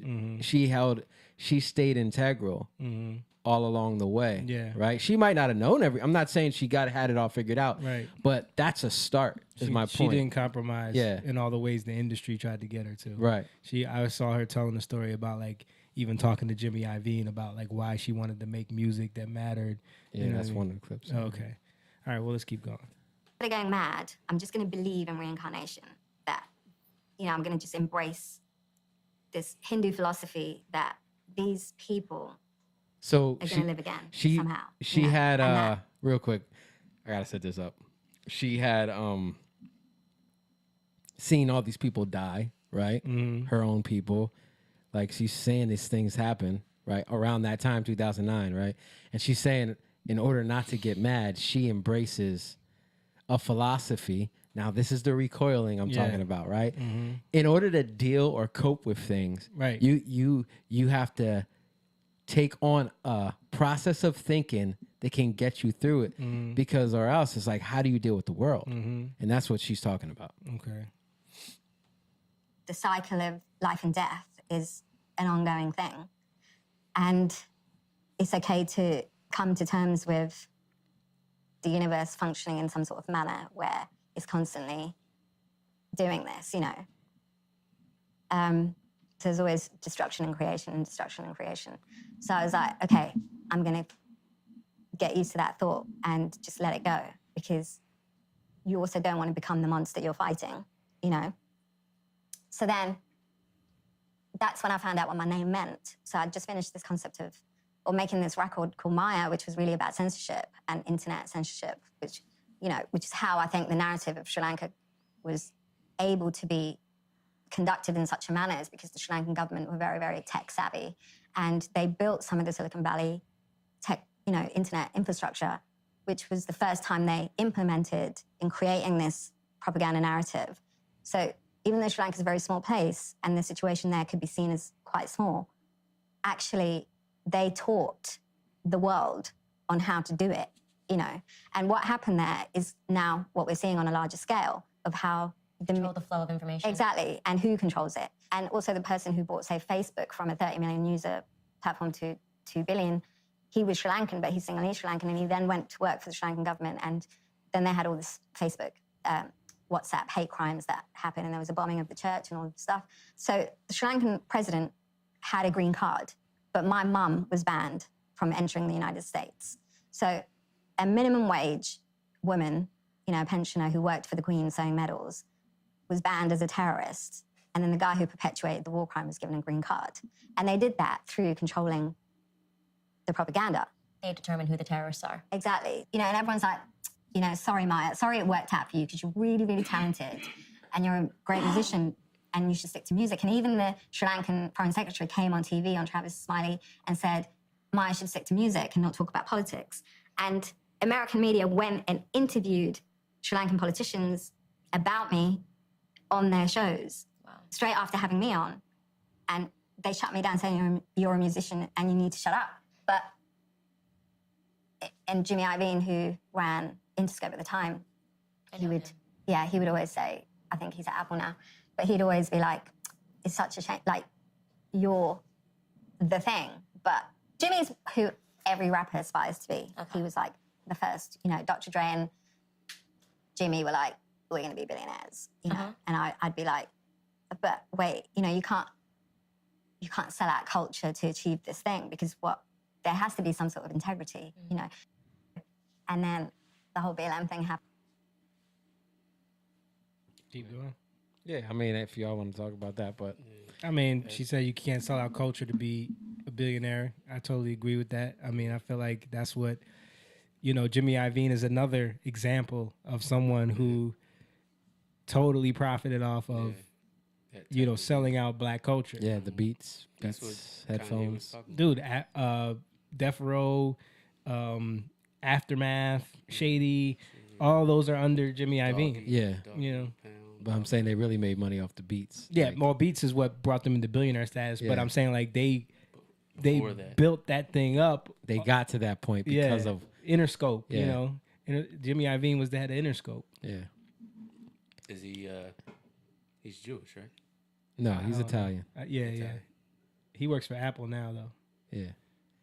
But it's another example of, like, someone who profited off of, you know, the degenerative culture aspects of something, selling out culture, like she was just saying, and she wasn't willing to do that. Yeah, but even like what she's saying, like, you can't be a musician and pay attention to what's going on in the world and say something about it. But to me, it's like, that's so obviously not true, because I came up listening to music that did that all the time. Marvin Gaye, Stevie Wonder, you know, Bob Dylan. Yeah, I think she mentions Bob Dylan.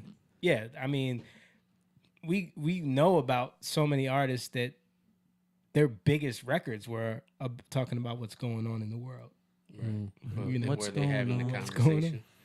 Yeah. I think they separate it when you try to actually speak out about it, like have a sit down about what can be done with it, because now you're hitting politicians, right? Streets, you know, you're hitting everybody. Yeah. Or maybe because you're pointing to stuff that's obvious and they don't want you to make they're leaders in these places and they don't want you. They don't want you pointing out the actual problems. You can obvious. make a song complaining all day. Right. They're fine with that. Yeah. Because that doesn't get to any issues. Right. Yeah. But if you're pointing out stuff. Yeah. Yeah. and then here's what we can do about it, or why don't we try this? Yeah. That would involve taking other people out of power. Mm. That's when you read like Malcolm X's book, that's when he really started becoming a target. When he started going and talking to heads of states of other countries and like really going overseas, talking about policy and stuff like that. That's when it was like, okay, we gotta get this on. We gotta get him out of here. And then he had an army behind him. Yeah. Pretty much. With other people. Yeah.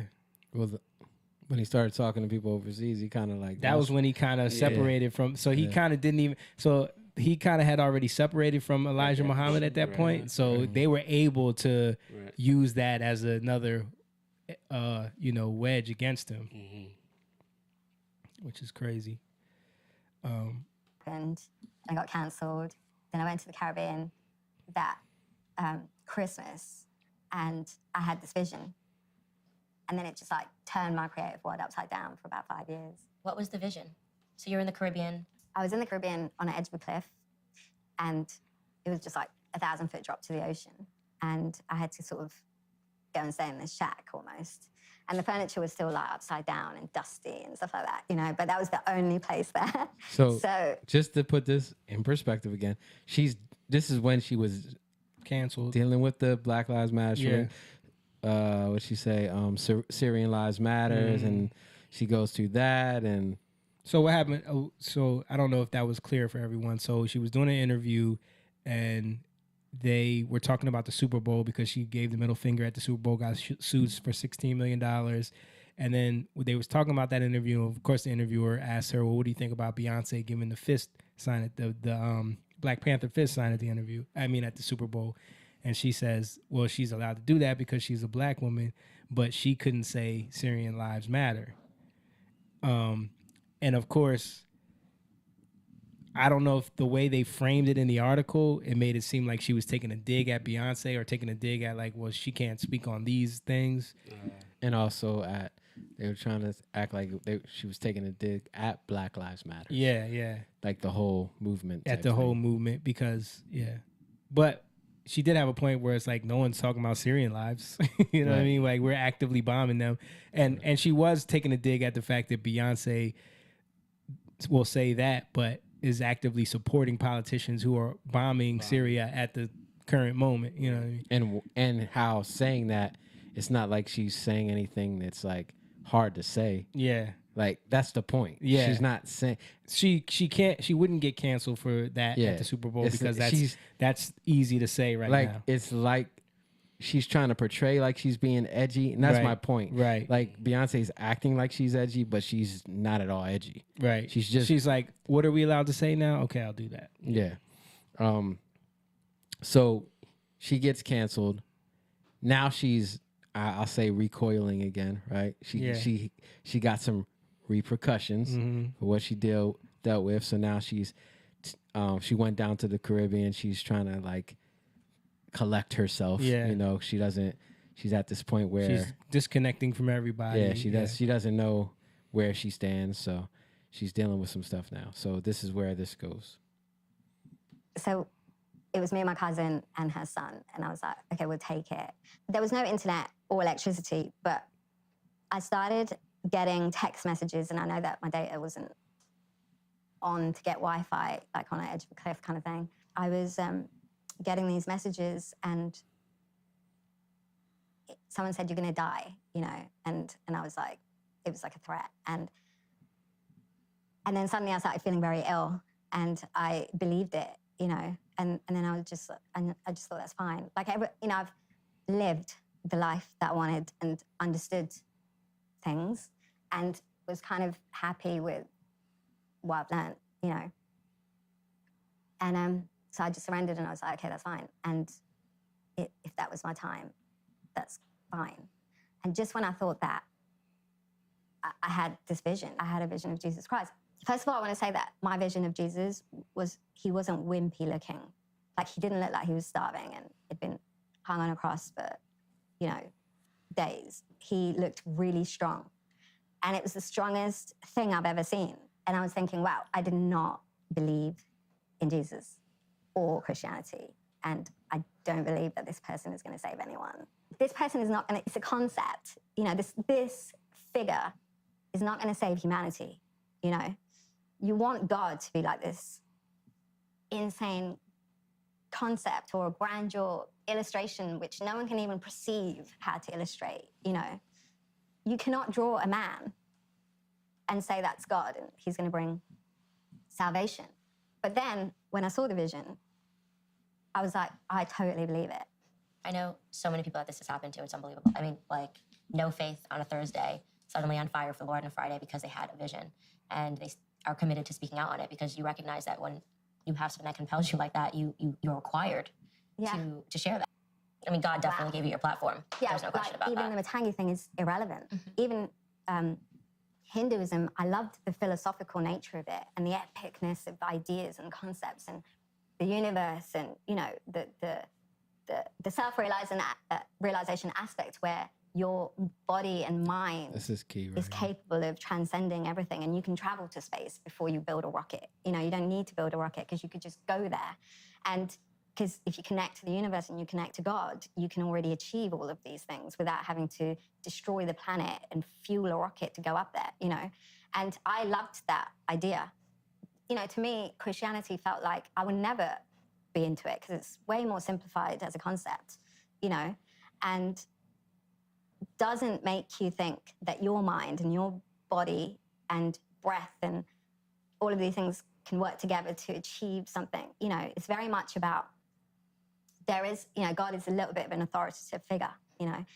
And so, and I always have a problem with authority, you know, so I was like, Join the club. that's definitely not my religion. So to me, it is kind of like shocking, but that's who I saw, you know, and it's very stereotypically like man in a white robe. And it really was. Also, I wasn't ready to embrace this concept during the time of the BLM discussion in my life, you know, because I was like, definitely not going to come out. But then what it taught me is that don't blanket hate all white people, you know, and don't blanket hate all Americans, and don't blanket hate. You just never know, you know, and that it is based on some sort of spiritual thing. And then when Trump won is when you sort of got to see the war between the left and the right, you know, and I was like, well, that's nothing to do with me because this is like an American problem.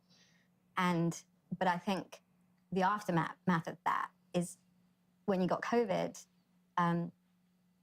and people were speaking out about it, it gets used, you know, to be like, oh, these people are like extreme Christian or extreme religious people, you know, and they're very small-minded and they're very ignorant and they should be vaxxed out of here, you know, kind of vibes. And they don't care, and it's... Yeah, and also Black people can't be Christians, you know, it's also another vibe. Yeah, so if you notice what she said, that when she had this vision, which I thought was really cool. That was, that was interesting. And also... I wasn't expecting that. Yeah. And then also, like, she's talking about Black Lives Matter. So it gets revealed, like, she was actually with Black Lives Matter. But she was just saying, like, it's not just about Black Lives Matter. And that's my point. She's seeing it from a world perspective in terms of oppression, right? And she adopts this Hinduism type perspective of the world. And she's saying it's so vast and complicated. But then she's like, but Christianity is so simplistic. Yeah. It's simple. It seemed too simple. It seemed too simple. For it to matter. Right. And then she's talking about later, like, these Christians are, you know, when it talks about the vaccines, like, oh, they're ignorant, they're foolish, you know. So I wanted to bring up a couple scriptures because this, like, what she's saying is, that's the gospel. Like, when you say the gospel or the good news, the greatness about what God does is he simplifies it for us. And it's okay to be weak, you know, because he's strong. What did she see? She needed something strong at that moment. She saw a strong man. She didn't see Jesus in his weakness. She saw Jesus in his strength. Right. So that's what we need. And that's what my point earlier about saying, like, we recoil like a child. We need to take refuge in something. That's the weakness that we have, that he's strong in the gospel, right? That's the gospel message of simplicity that literally sounds foolish to people, right? It sounds stupid to the wise, quote unquote. But there's this thing in Psalms 19:7. It says, "The law of the Lord is perfect, reviving the soul." And then it says, and this is key, it's because this is the gospel. "The testimony of the Lord is sure, making wise the simple." Making wise the simple. So when you become simple, God makes you wise. Right. Right? Through his story. But you can't receive his story until you humble yourself and stop trying to do it yourself. And that's the point. And I think that's where she got to. Right? Yeah. She got to a place where she was stressed out. She got to a place where she really couldn't handle it. She had to remove herself. She got to a place where she was accepting death. Like she Exactly. Was, she was Right. like, she was like, if it's my time, if it's my time, I'm ready. Like, Yeah. yeah. And then there's this other scripture.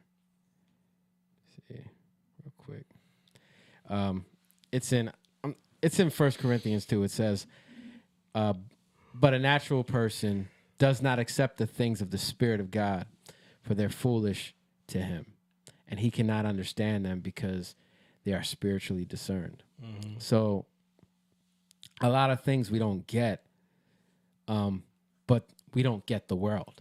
We don't get why things happen in the world. Yeah. And then we try to figure it out and we try to work it out. And it might work for us, but then things come up that don't work for us. And when we try to fit these round things into square holes, Right. and sometimes they don't fit, so we smash them in, you know. But that's when we have to humble ourselves. And I think more than anything, like with any other religion, it's about doing. But with this, it's about you really can't do until you humble yourself, so you have the ability to do. Right? It's growing. It's not doing anything until you grow into being able to do something. Right? So it's like you literally become born again. That's why it's about born again, because you're like you're a baby in the hands of a father, right? Of a God that is your father, and a baby can't do anything for themselves. Right. That's what's so amazing. Like you got to surrender it all, you know. And the more you do that, you become this baby. But then that baby becomes raised up into what. That's why you're born again, into what you were intended to be. You know what Adam and Eve were intended to be. Going back to that, so it was just cool to see like this story and what she went through. You know, I mean, we can keep going, but I thought that was like really important, and just knowing that simplicity, because in this world, everything becomes so complicated. Right. I think that's one of the biggest things about not wrestling against flesh and blood, right? This Ephesians 6, because that's where we get caught up in so much. Like, well, they did this to me. Well, you're not right. Well, and then we start judging people like, yeah, they're totally wrong. Like even the Kanye West thing, it's like he's an anti-Semite, and it's like, hold up, like, yeah, he says some stuff that is questionable, and he says some stuff about the Hebrew, you know, the Black Israelites things. Is like, dude, does that even matter? Like, right. And he said a lot of stuff about like black culture that black people are so upset about. Yeah, but my thing is like, but love doesn't just cancel people. Yeah. Love doesn't just like disregard. No, love is gonna work things out because I love you. So I always have hope, and I have hope to see that your perspective, I want to hear your side, right? Now, and you can hear my side. That doesn't mean you'll change, right? But I can give you the opportunity to humble yourself. And even if you don't humble yourself today, you might do it another day. Yeah, unfortunately, man, like we live in a time where it seems like people have this idea that you're irredeemable if you say the wrong thing or if you think the wrong thing, you're irredeemable. But that's not the truth. No, I know. I was just saying, like that seems to be the way of thinking now in the mainstream, where it's like once you're canceled because we see you should be shunned. Right, but that's not the truth, and that's why there has to be people who become artists or people who are counterculture, right? Yeah. Or people who stand at the borders of culture, right? To be able to say, really? You think that's okay to just leave it like that? Mm-hmm. You know, and then things can shift. But if nobody says anything, then why is nobody saying anything when it's obvious? It's because everybody's scared. Yeah. And that's the principle. That's what we don't war against flesh and blood. It's really about what's pushing the flesh and blood through fear. That's the instinct. That's what got them to where they are. They've been controlled. People have been controlled. You know what I mean? Like, oh, I can't say nothing. I got to stay in my lane. You got to stay in yours. All this stuff, that's what's happening now, right? That's what you're saying. Yep. Why? So who's going to stand up to that? Right? And when we stand up to it, is it pretty? Is it pretty when Kanye West stands up to it and might not even get what he's doing? It's not pretty. But if he keeps humbling himself, he's going to get it. $2 billion, not pretty. Right. Yeah. But if he humbles himself, he'll get it. Mm-hmm. You know what I mean? That's my hope for him. Like I believe in what God can do with his life. You know, I believe in what God can do with any of these people's lives if they humble themselves. Yeah. True that. All right. After cancelling every country on the planet from speaking and taking the ability to speak completely over to the American grounds, you know, because every other country in the world is stopped from speaking. So when you hold the key to speaking, you know, which is within the United States, then you do have to watch Americans go at it. So after even like suppressing every other voice, and you're left with this one demographic, and then within the demographic, there's now demographics of who can speak and who can't. And this is like, and thank God, because now, like I said, it's the dawn of an awakening, right? Because, now we're wondering, wait a second. When the media told us they're the last this, ones to the conversation. We are. They are the last ones to the table. And we are. I'm admitting that. I was totally in the dark. I mean, I'm listening to you talk about Sri Lanka, and I'll tell you what my perspective was. Whatever the mainstream media said was true. Obviously, why would they ever lie? Why would I ever believe that they would lie? When you talk about this power that the Americans held to determine the narrative, believe that we were victims of that power too. Yes. Right? We were victims of that power too. And that's why I don't begrudge people that fell for the Black Lives Matter narrative or this or that, because it's so, the ecosystem you're talking about is so powerful. It can convince you, I could be staring across from you and someone could convince me because of the power of tech that you were wearing head to toe purple. And eventually I go, well, maybe she is wearing head to toe purple.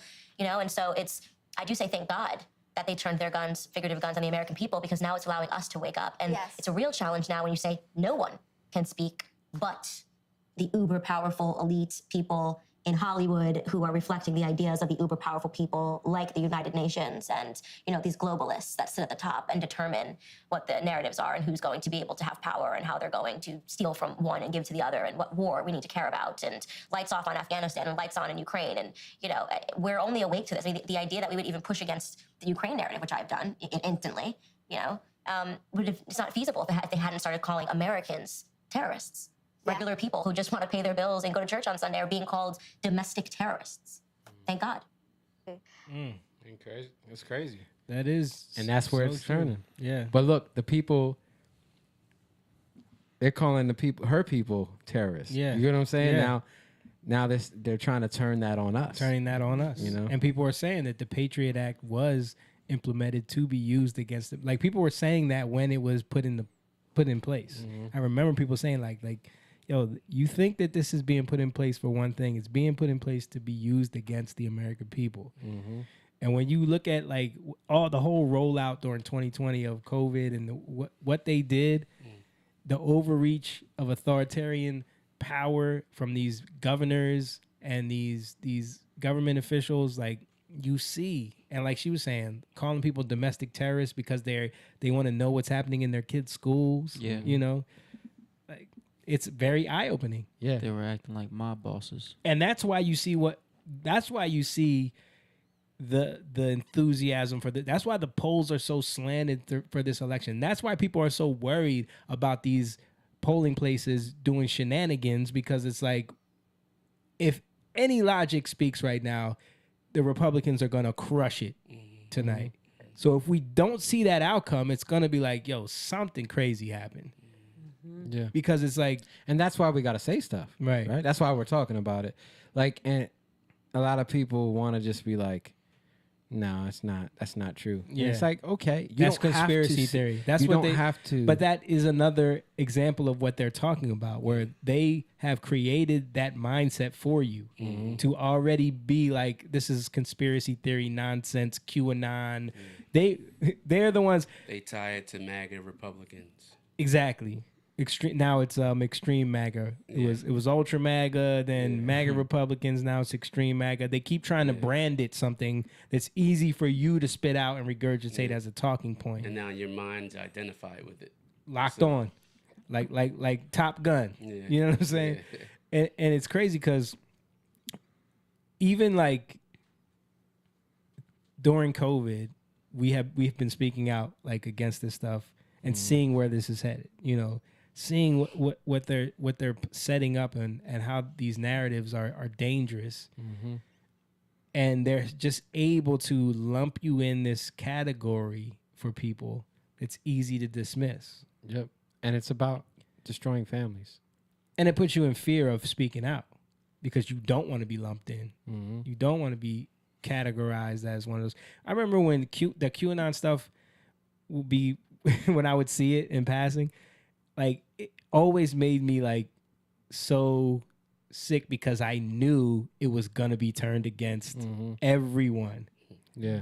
And I felt like, yo, this is probably something they created. This is probably something they created to get people on board with. To then, so it's like a moths to a flame, right? Where it's like, look at this, guys. This is it right here. And then as soon as all the moths gather around that flame, it just blows up. You know what I mean? Yeah. It kills them all. Yeah. And it's like, I felt that happening. And then as soon as January 6th happened, it was like, there it is. There it is. But isn't it strange how now all of a sudden the polling machines are being broken down? Yeah. And all these things Yeah. is like just being set up. Like I for- said, shenanigans. Listen, that's why I played that part of the speech where Biden laid it out. We're Yeah. gonna have to be patient. We might gonna take a couple days. Yeah, why? All of a People, sudden. listen. Don't let people deny the outcome. People gotta accept what happen, whatever happens. You know, he's setting a stage. Yeah. But and in one sense we do need to be patient, but not on them. Right. Not in the government. I think we need to be patient on God. Like, Absolutely. And we need to be waiting on God and not focusing. And that's, like you said, Jamie, that's where I think the 2020 election went wrong, is that people were so anxious and putting themselves in like, well, not just that, but lying to themselves, like all this, the QAnon stuff that was like so you know, ridiculous. like, because even I was like paying way back, not Yeah. in 2020, but I mean before that, because I would Yeah. show you some stuff Yeah. like, yo, what do you think about this? But then then it was so obvious because the stuff they were saying was like, hold up, this don't even make no sense. Yeah. So then it's like, I'm not even gonna, how can I even you can't pay attention to something that's like, it's only feeding people because of their desire. Yep. Right. And that's the point. People they desire that people go to jail. Yeah. Right. These people who are corrupt, they desire these things, but it's like, we desire these things, but where's our compassion for people? Yeah. And where's our trust in God? But I'm saying, like, you're so focused on somebody getting it, right? Yeah. And I'm saying getting it, like getting Getting put what in they jail deserve. or, getting what they deserve. What you think they deserve. But what do we deserve? Right.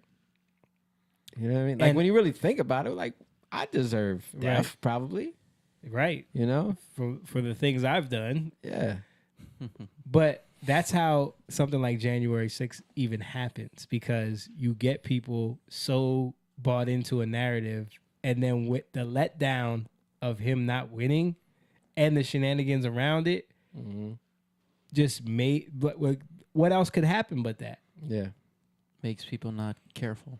Yeah. Yeah. But when you put your trust in things other than God, Exactly. in my opinion, Because that's where we go wrong. The mentality is this is what's gonna save us. This Yeah. is what, you know. So And and we have to be mindful of that too, even with this. Like, no matter what happens tonight, no matter what, even if we wake up tomorrow and it's just like the most weirdest outcome ever, and you're like, yo, there's no freaking way. Yeah. We still have to trust God, and we Yep. still can't get caught up in the, it's the end of the world as we know it. You know what I mean? The end of the world as we know. That's what I was thinking. Yeah. I feel fine. All right. Are we going to watch the rest of these? Yeah. Okay. There's only a couple left. For me, my narrative is confusing because my dad was a Tamil and was into politics and was, part of one of the founding members of the armed struggle, even though his movement was called Eros. He wasn't part of the Tamil Tigers, but Eros was destroyed, or kind of got eaten by the Tigers kind of thing, and they split into two fractions and half quit and half joined. And so there was all these complications What that you are was just so talking about. detailed that you couldn't break that down on the mainstream news because you can't, it was far too complex. And so you just had to reside to being called a terrorist sympathizer, but you weren't able to say your side of the story. So, But when this happens now, I completely get, I'm able to identify it and go, okay, like, this means that and that means that, and from personal experience, Yeah, and I mean, I've gone through the same now. I don't even blink. When someone gets called something, I don't even accept it. I actually go pursue the truth. I just assume that when the media is in lockstep telling me that somebody is a domestic terrorist or this or that it means I should But also, probably go like- try to hear the person. It's my first instinct. But also, it feels like that is the confusion people are living through. It's the cause and effect of censoring information 15, 20 years ago. And we're even more censored now. So if information is censored now, and the type of information that's censored now and the people that are censored now, imagine the world in 15 years from now. Dude, that's literally, remember that video I sent y'all from 1983? That CIA whistleblower was talking about how they deliberately are in, cahoots with the media to push narratives and censor certain topics, misinformation. Yeah. Plant some information here to get them to report a story on it, but then go here and get them to back it up. Yeah. Like, but how could they do that? Because the desire to be the first to put it out. Yes.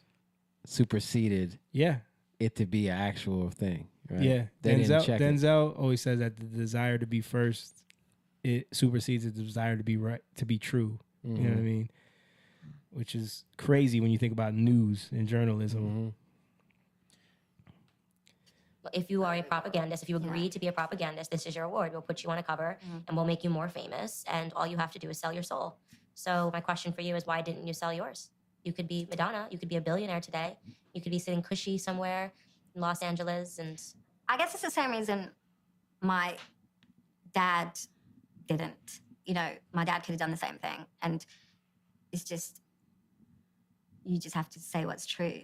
It's just not in my genetic makeup to Isn't that interesting? have success at all costs, and also I view success differently. I don't view it in a monetary sense, and it is true. Like to make this conversation productive, like this is the idea of where we're at, and the way that WEF and WHO and IMF and all of these structures, institutions now who are going to be governing the world, globally, while people are fighting about who's more right, and which ethnic group has the time now to have the microphone. Huge shifts have happened on the planet, and I think even Vogue is irrelevant for that reason. Like we're talking about governments now, like not even magazines, not even newspapers, like New York Times, Vogue, like who cares when you've got leaders of nations that are willing to give up nations and willing to give up countries to join this bigger idea of oneness and togetherness, and they're selling you the brand of togetherness. Yet we're still fighting on the ground amongst each other about who gets the check and who gets the mic and who gets the accolade and who gets the cover and who gets the, perfume ad. And it's like so far beyond that point, and that is really, whether you like Trump or not, he also called stuff out, and he was difficult to control. And that's really what the problem was, And now we have a new prime minister in England that just came in today or yesterday. And the concept of globalization and togetherness and we are one, on the one hand, is sold. And then also, if you believe in God, you would also know that we are all one and together. And if you believe in God, all of those people can see past prejudices, and value the human being and value the connection to God, whoever it is, and also defend the innocent. And so it's very confusing that these are running parallel. I think there's an awakening where people are becoming more spiritual, but at the same time, this has adopted the same narrative. Well, one is the idea and not the actuality that's being sold, right? Yeah. So World Economic Forum is pretending. That. Yeah. So You hear that? One of the things. One is the idea, and that's what, like, literally that's what the devil always tries to do, is have this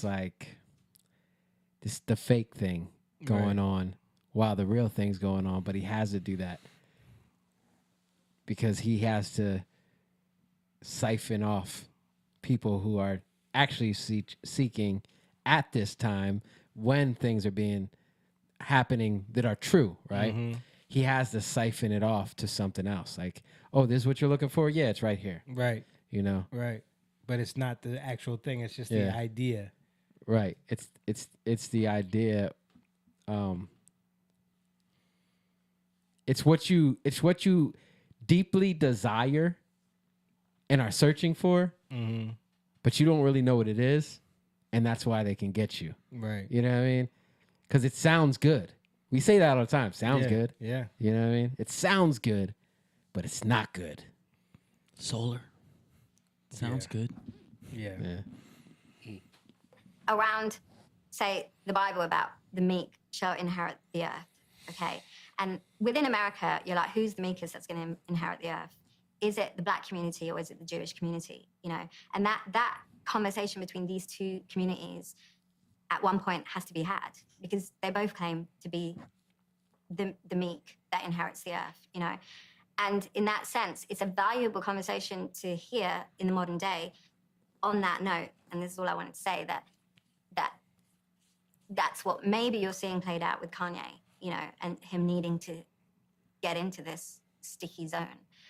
But I think that's what that is. And zoom out from it on a global level, you have, you still have the structure. This is what I'm saying. It's like you don't have colonialism anymore or the slave trade anymore, but actually philanthropy or the concept of the UN and IMF, which is now bailing out Sri Lanka from their financial debt crisis and their collapse that's just happened, is and that's what's interesting too. Like that was one of the first places to go down. Yeah. Right. Yeah. So how much were they set up? Right. Fake. They were fakely printing money. What do you call that? How much were they sitting on clouds? Yeah. You know what I mean? Yeah. No, they were definitely their economy was inflated. Did you see those clips of them overtaking the president's house? Mm-hmm. That was actually just like a couple of weeks ago. Yeah. For not borrowing more money, from the IMF, so they would just still forever be indebted, and now they've lost all their money and and eventually it's a different kind of plundering. It's different. So on a larger level, the infrastructure is still there, but now I feel like certain people can't enter the conversation and chat about the bigger thing because it's almost like they've been paid off, to not talk about it. And so it's very confusing, but that is the conversation. Like, even though you're Candace from America and you have the struggle of this left and right thing, and it's also a trap, because beyond that, outside is a larger conversation where it's all poor people or all disenfranchised, underprivileged people from all over. And you're talking about the middle class. Like, you're not even talking about people that are getting paid $1 a day, that even middle class people in Britain can't buy property. Our mortgage is going up ×2, starting next month or something. And no one can afford to have families, no one can afford to have education and own stuff. And that's the motto of the reset, is own nothing and be happy, which is applied to everyone in the world. But if you look at people who are truly modern day slaves that have nothing, that are living one meal a day, and you can define what that is, but right now we can't even listen to their voice, and even these people are forced into taking vaccinations, and suddenly they're part of this narrative as, they're good and they're part of it and they're compliant, and nothing else about them needs to be discussed. Nothing needs to be discussed about 75% of the population of this planet that took the vaccine, apart from the fact that they took the vaccine. You know what I mean? Like, we don't have to talk about anything else now, because that's what it is. And even We can't get them food, but we can get them a vaccine. because we really care about them. Really care We about really want to them. save their life. And the way to do that is via a vaccine. Again. And that's what's so interesting, is that it's the narrative that they want to put out there, and whatever else is going on, we're not talking about We don't that. talk about Bruno. Right.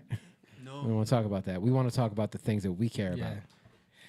I had no idea that MIA was disinformed on things like this. Because I only know her from that Paper Plane song. I never followed her musical She career. was still alive.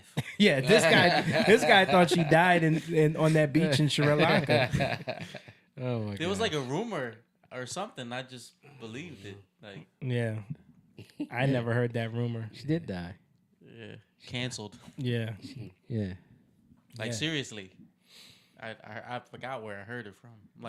She died.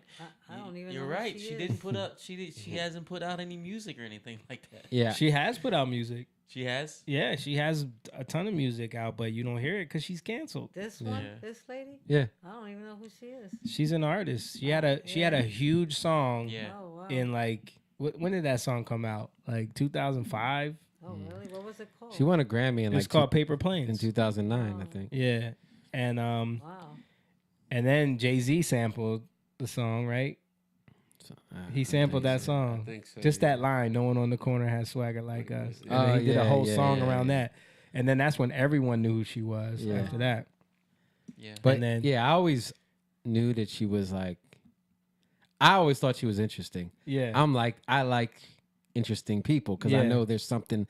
I'm drawn to that. Right. So I always paid attention to her. Yeah. So when I saw this, I'm like, oh, I want to watch it. Yeah. I knew she was more interesting because I had seen her tweets. She always be tweeting about the vaccine, tweeting about stuff. Right. So I'm like, oh, okay. But I had no idea that she was up on World Economic Forum, Klaus Schwab, all this stuff. Yeah. Own nothing and be happy, the Great Reset.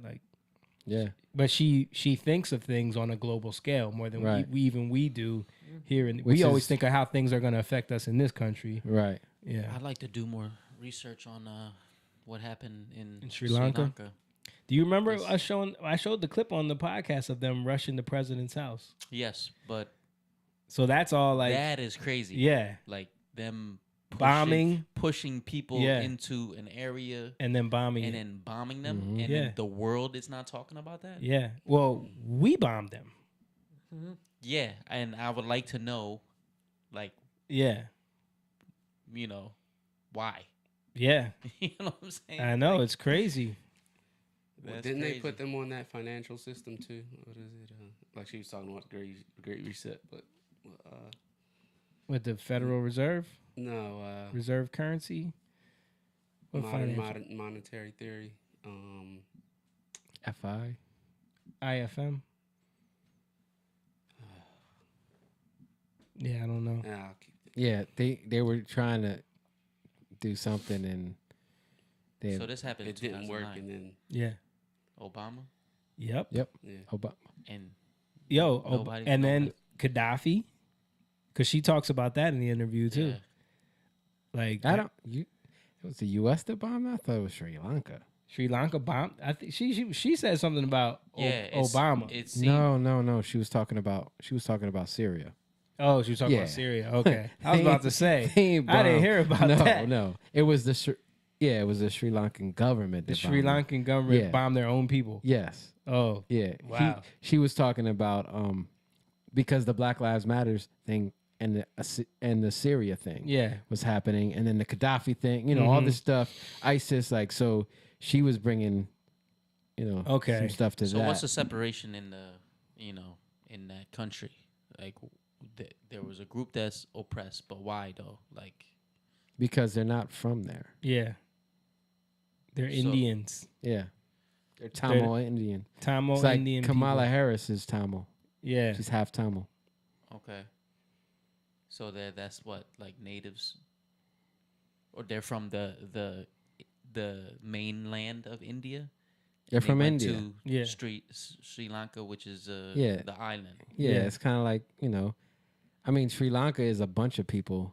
It's not, like anywhere, if you really dig into the history of a lot of these places, They're there's all people mixed. from all over. Yeah. So, and it's funny how that all works. I was watching, what was it? Kiwi. What's that? Newfoundland. I mean, No. Newfoundland. New Zealand. New Zealand. I was watching this whole thing on New Zealand, and Yeah. like how people could have came from, like, they had Aboriginals, Mhm. they had Europeans, and I'm talking about the first peoples were like red hair. Wow. White people, they In were New there Zealand. in New Zealand. Yeah, they had people from like Probably the Vikings, yo. But that's why look at From the Aborigines Egypt. in Australia. A lot of them got blonde hair, dark skin, blonde hair, like, and their hair texture is like, well, there were different peoples, and then there were the Polynesian people. yeah, And then those people were actually Alaskan. Like, they were just breaking down. It's crazy, dude. Yeah. Like, when you see how many, that's how you can't just act like, The world is mixed. well, I'm saying you can't, like, this whole thing where we even try to say the native peoples. we say indigenous people. Yeah. People They- always say yeah, that. they always say that, like- indigenous Like, people. come on, man. That's Thanksgiving is Indigenous Peoples Day. Yeah, Yeah. but Like- like, all right, well, They actually weren't indigenous to here. But what I'm saying though, like, whose land is it? Because they took over each other. Yeah. Cherokee, Right. They warred against each other. Aztecs, Incans, Mayans, Yeah. they all. And if you think, like, I know we're getting a little off subject, but it's kind of like we're talking about world stuff, Yeah. right? So the Maori people, which was like the main, they're like a collective of the natives from, The Maori, right? well, they were saying Maori, from New Zealand, right? Mhm. Because they was like, it's a bunch of tribes, but just as a people, they call them Maori. Yeah. Yeah, but they became warlike. Like, all those people weren't like that. It was one tribe. It was like this one tribe. It was warlike because it was different people groups. It wasn't all one thing. But these people became warlike, and then the other people started becoming warlike. You know what I mean? Like, you ever watch the rugby stuff, right? Yeah. Yeah, Where they're they like always doing do their that. their dance and yeah. and They do their tribal stuff, the yeah. tribal tattoos on their Yeah, face. yep. Yeah, all that stuff. That was what they cultivated. Mm. Again, that was a cultivation over time. It wasn't like all these things were just that Yeah, way. right. So even that, like, they were going into the history of that. I love that kind of stuff. So Yeah. I was watching it. But yeah, so a lot of these things they develop. And so when you look at Sri Lanka, it developed.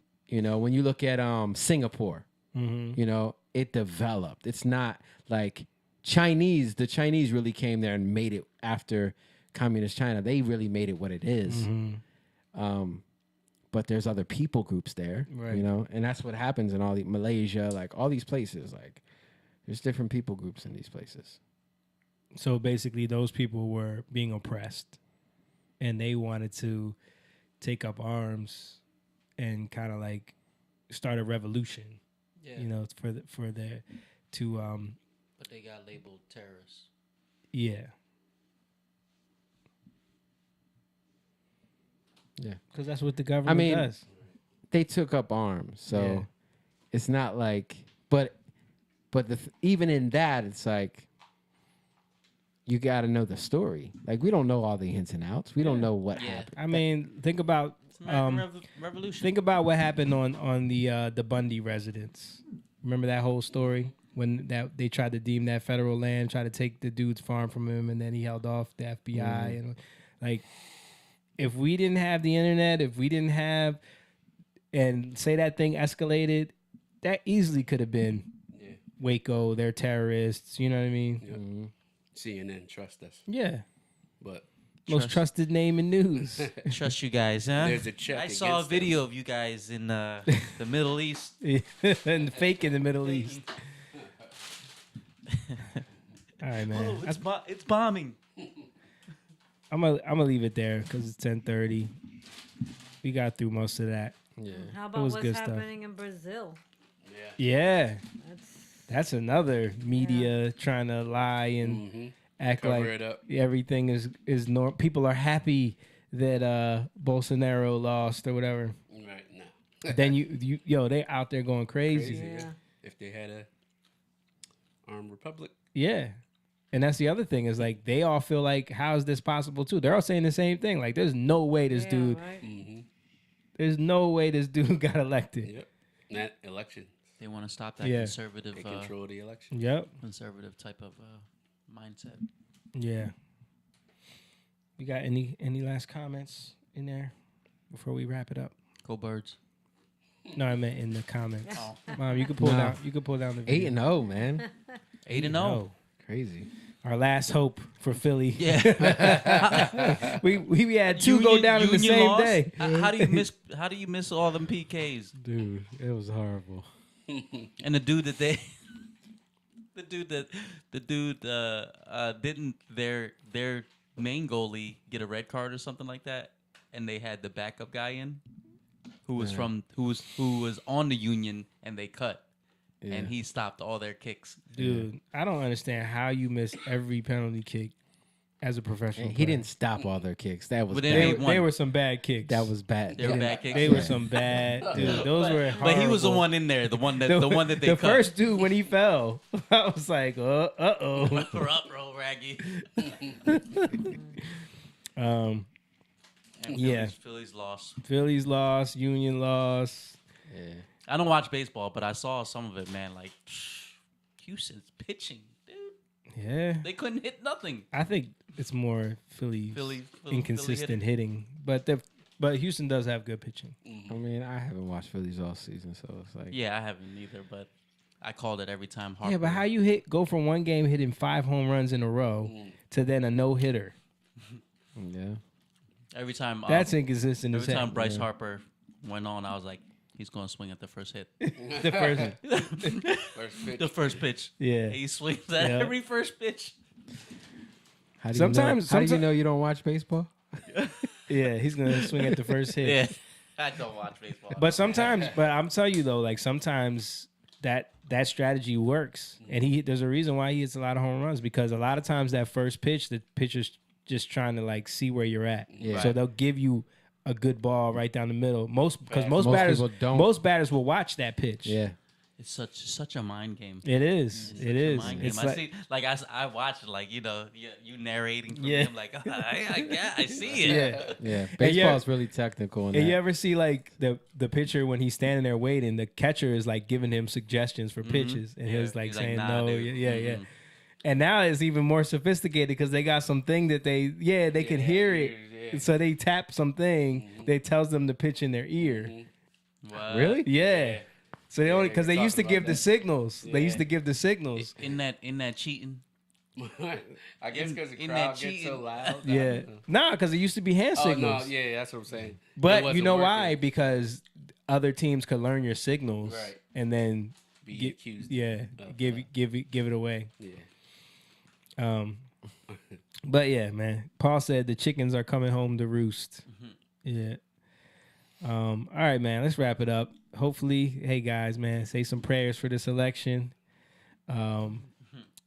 Hopefully, no shenanigans. Yeah, no more fair. shenanigans. You know, let's just want a free and hope for the fair best. They man. declared DeSantis, right? Yeah, they did already. Yeah. I just want everyone Officially, though? to be happy. I think so. Yeah, I saw it. I saw it announced. Let me just check Twitter real quick, see if there's any updates. 60.1 to 39.9 in Florida. Yeah. Wow. Ooh. That dude shouldn't be running anymore. Chris. Wow. Wow. Anything else? Arizona. That's Maricopa. I'm looking. I don't see. Let's see if it comes up. What? That's people be having some crazy Twitters, yo. Look what that's called. It's a whole Twitter dedicated to. It's called effed up looking food. So Yeah, but that's what it is. Like people post food, and this person curates all the terrible looking food and puts it on a Twitter channel. Trying to see. They're not calling a lot of these races. They have a lot of the numbers in. Listen to Biden. Hello. Yeah, I guarantee you the Carrie Lake one that we're not gonna know about that for days. All right. Another thing Florida got right was the elections. Yep. Why can they run their elections and do the same night? Do you see they tried to bring the feds in there though? Yeah. And he said he said It's nope, illegal. get on out of there. Yeah. Beto. Beto lost. Oh, I'm not surprised. Beto. Your name is Robert, bro. Beto lost. That's another one that needs to stop running. Yeah. See if we'll check one more time. See if we got any other Where's he updates. getting all this money from? Oh, how about Marco Rubio? I don't He's down see there. that. He one was yet. ahead. JD Vance won.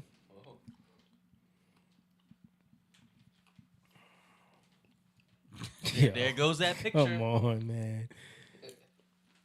Yeah, I don't know. They just a lot of them are just showing DeSantis because he's giving his victory speech right now. Yeah, I could pull that up if y'all want.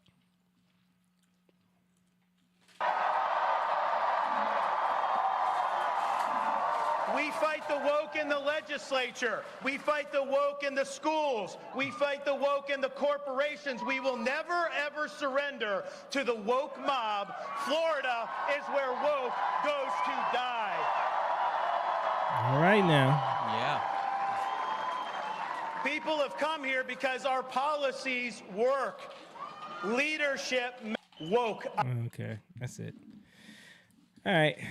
Woke, woke, woke. Well,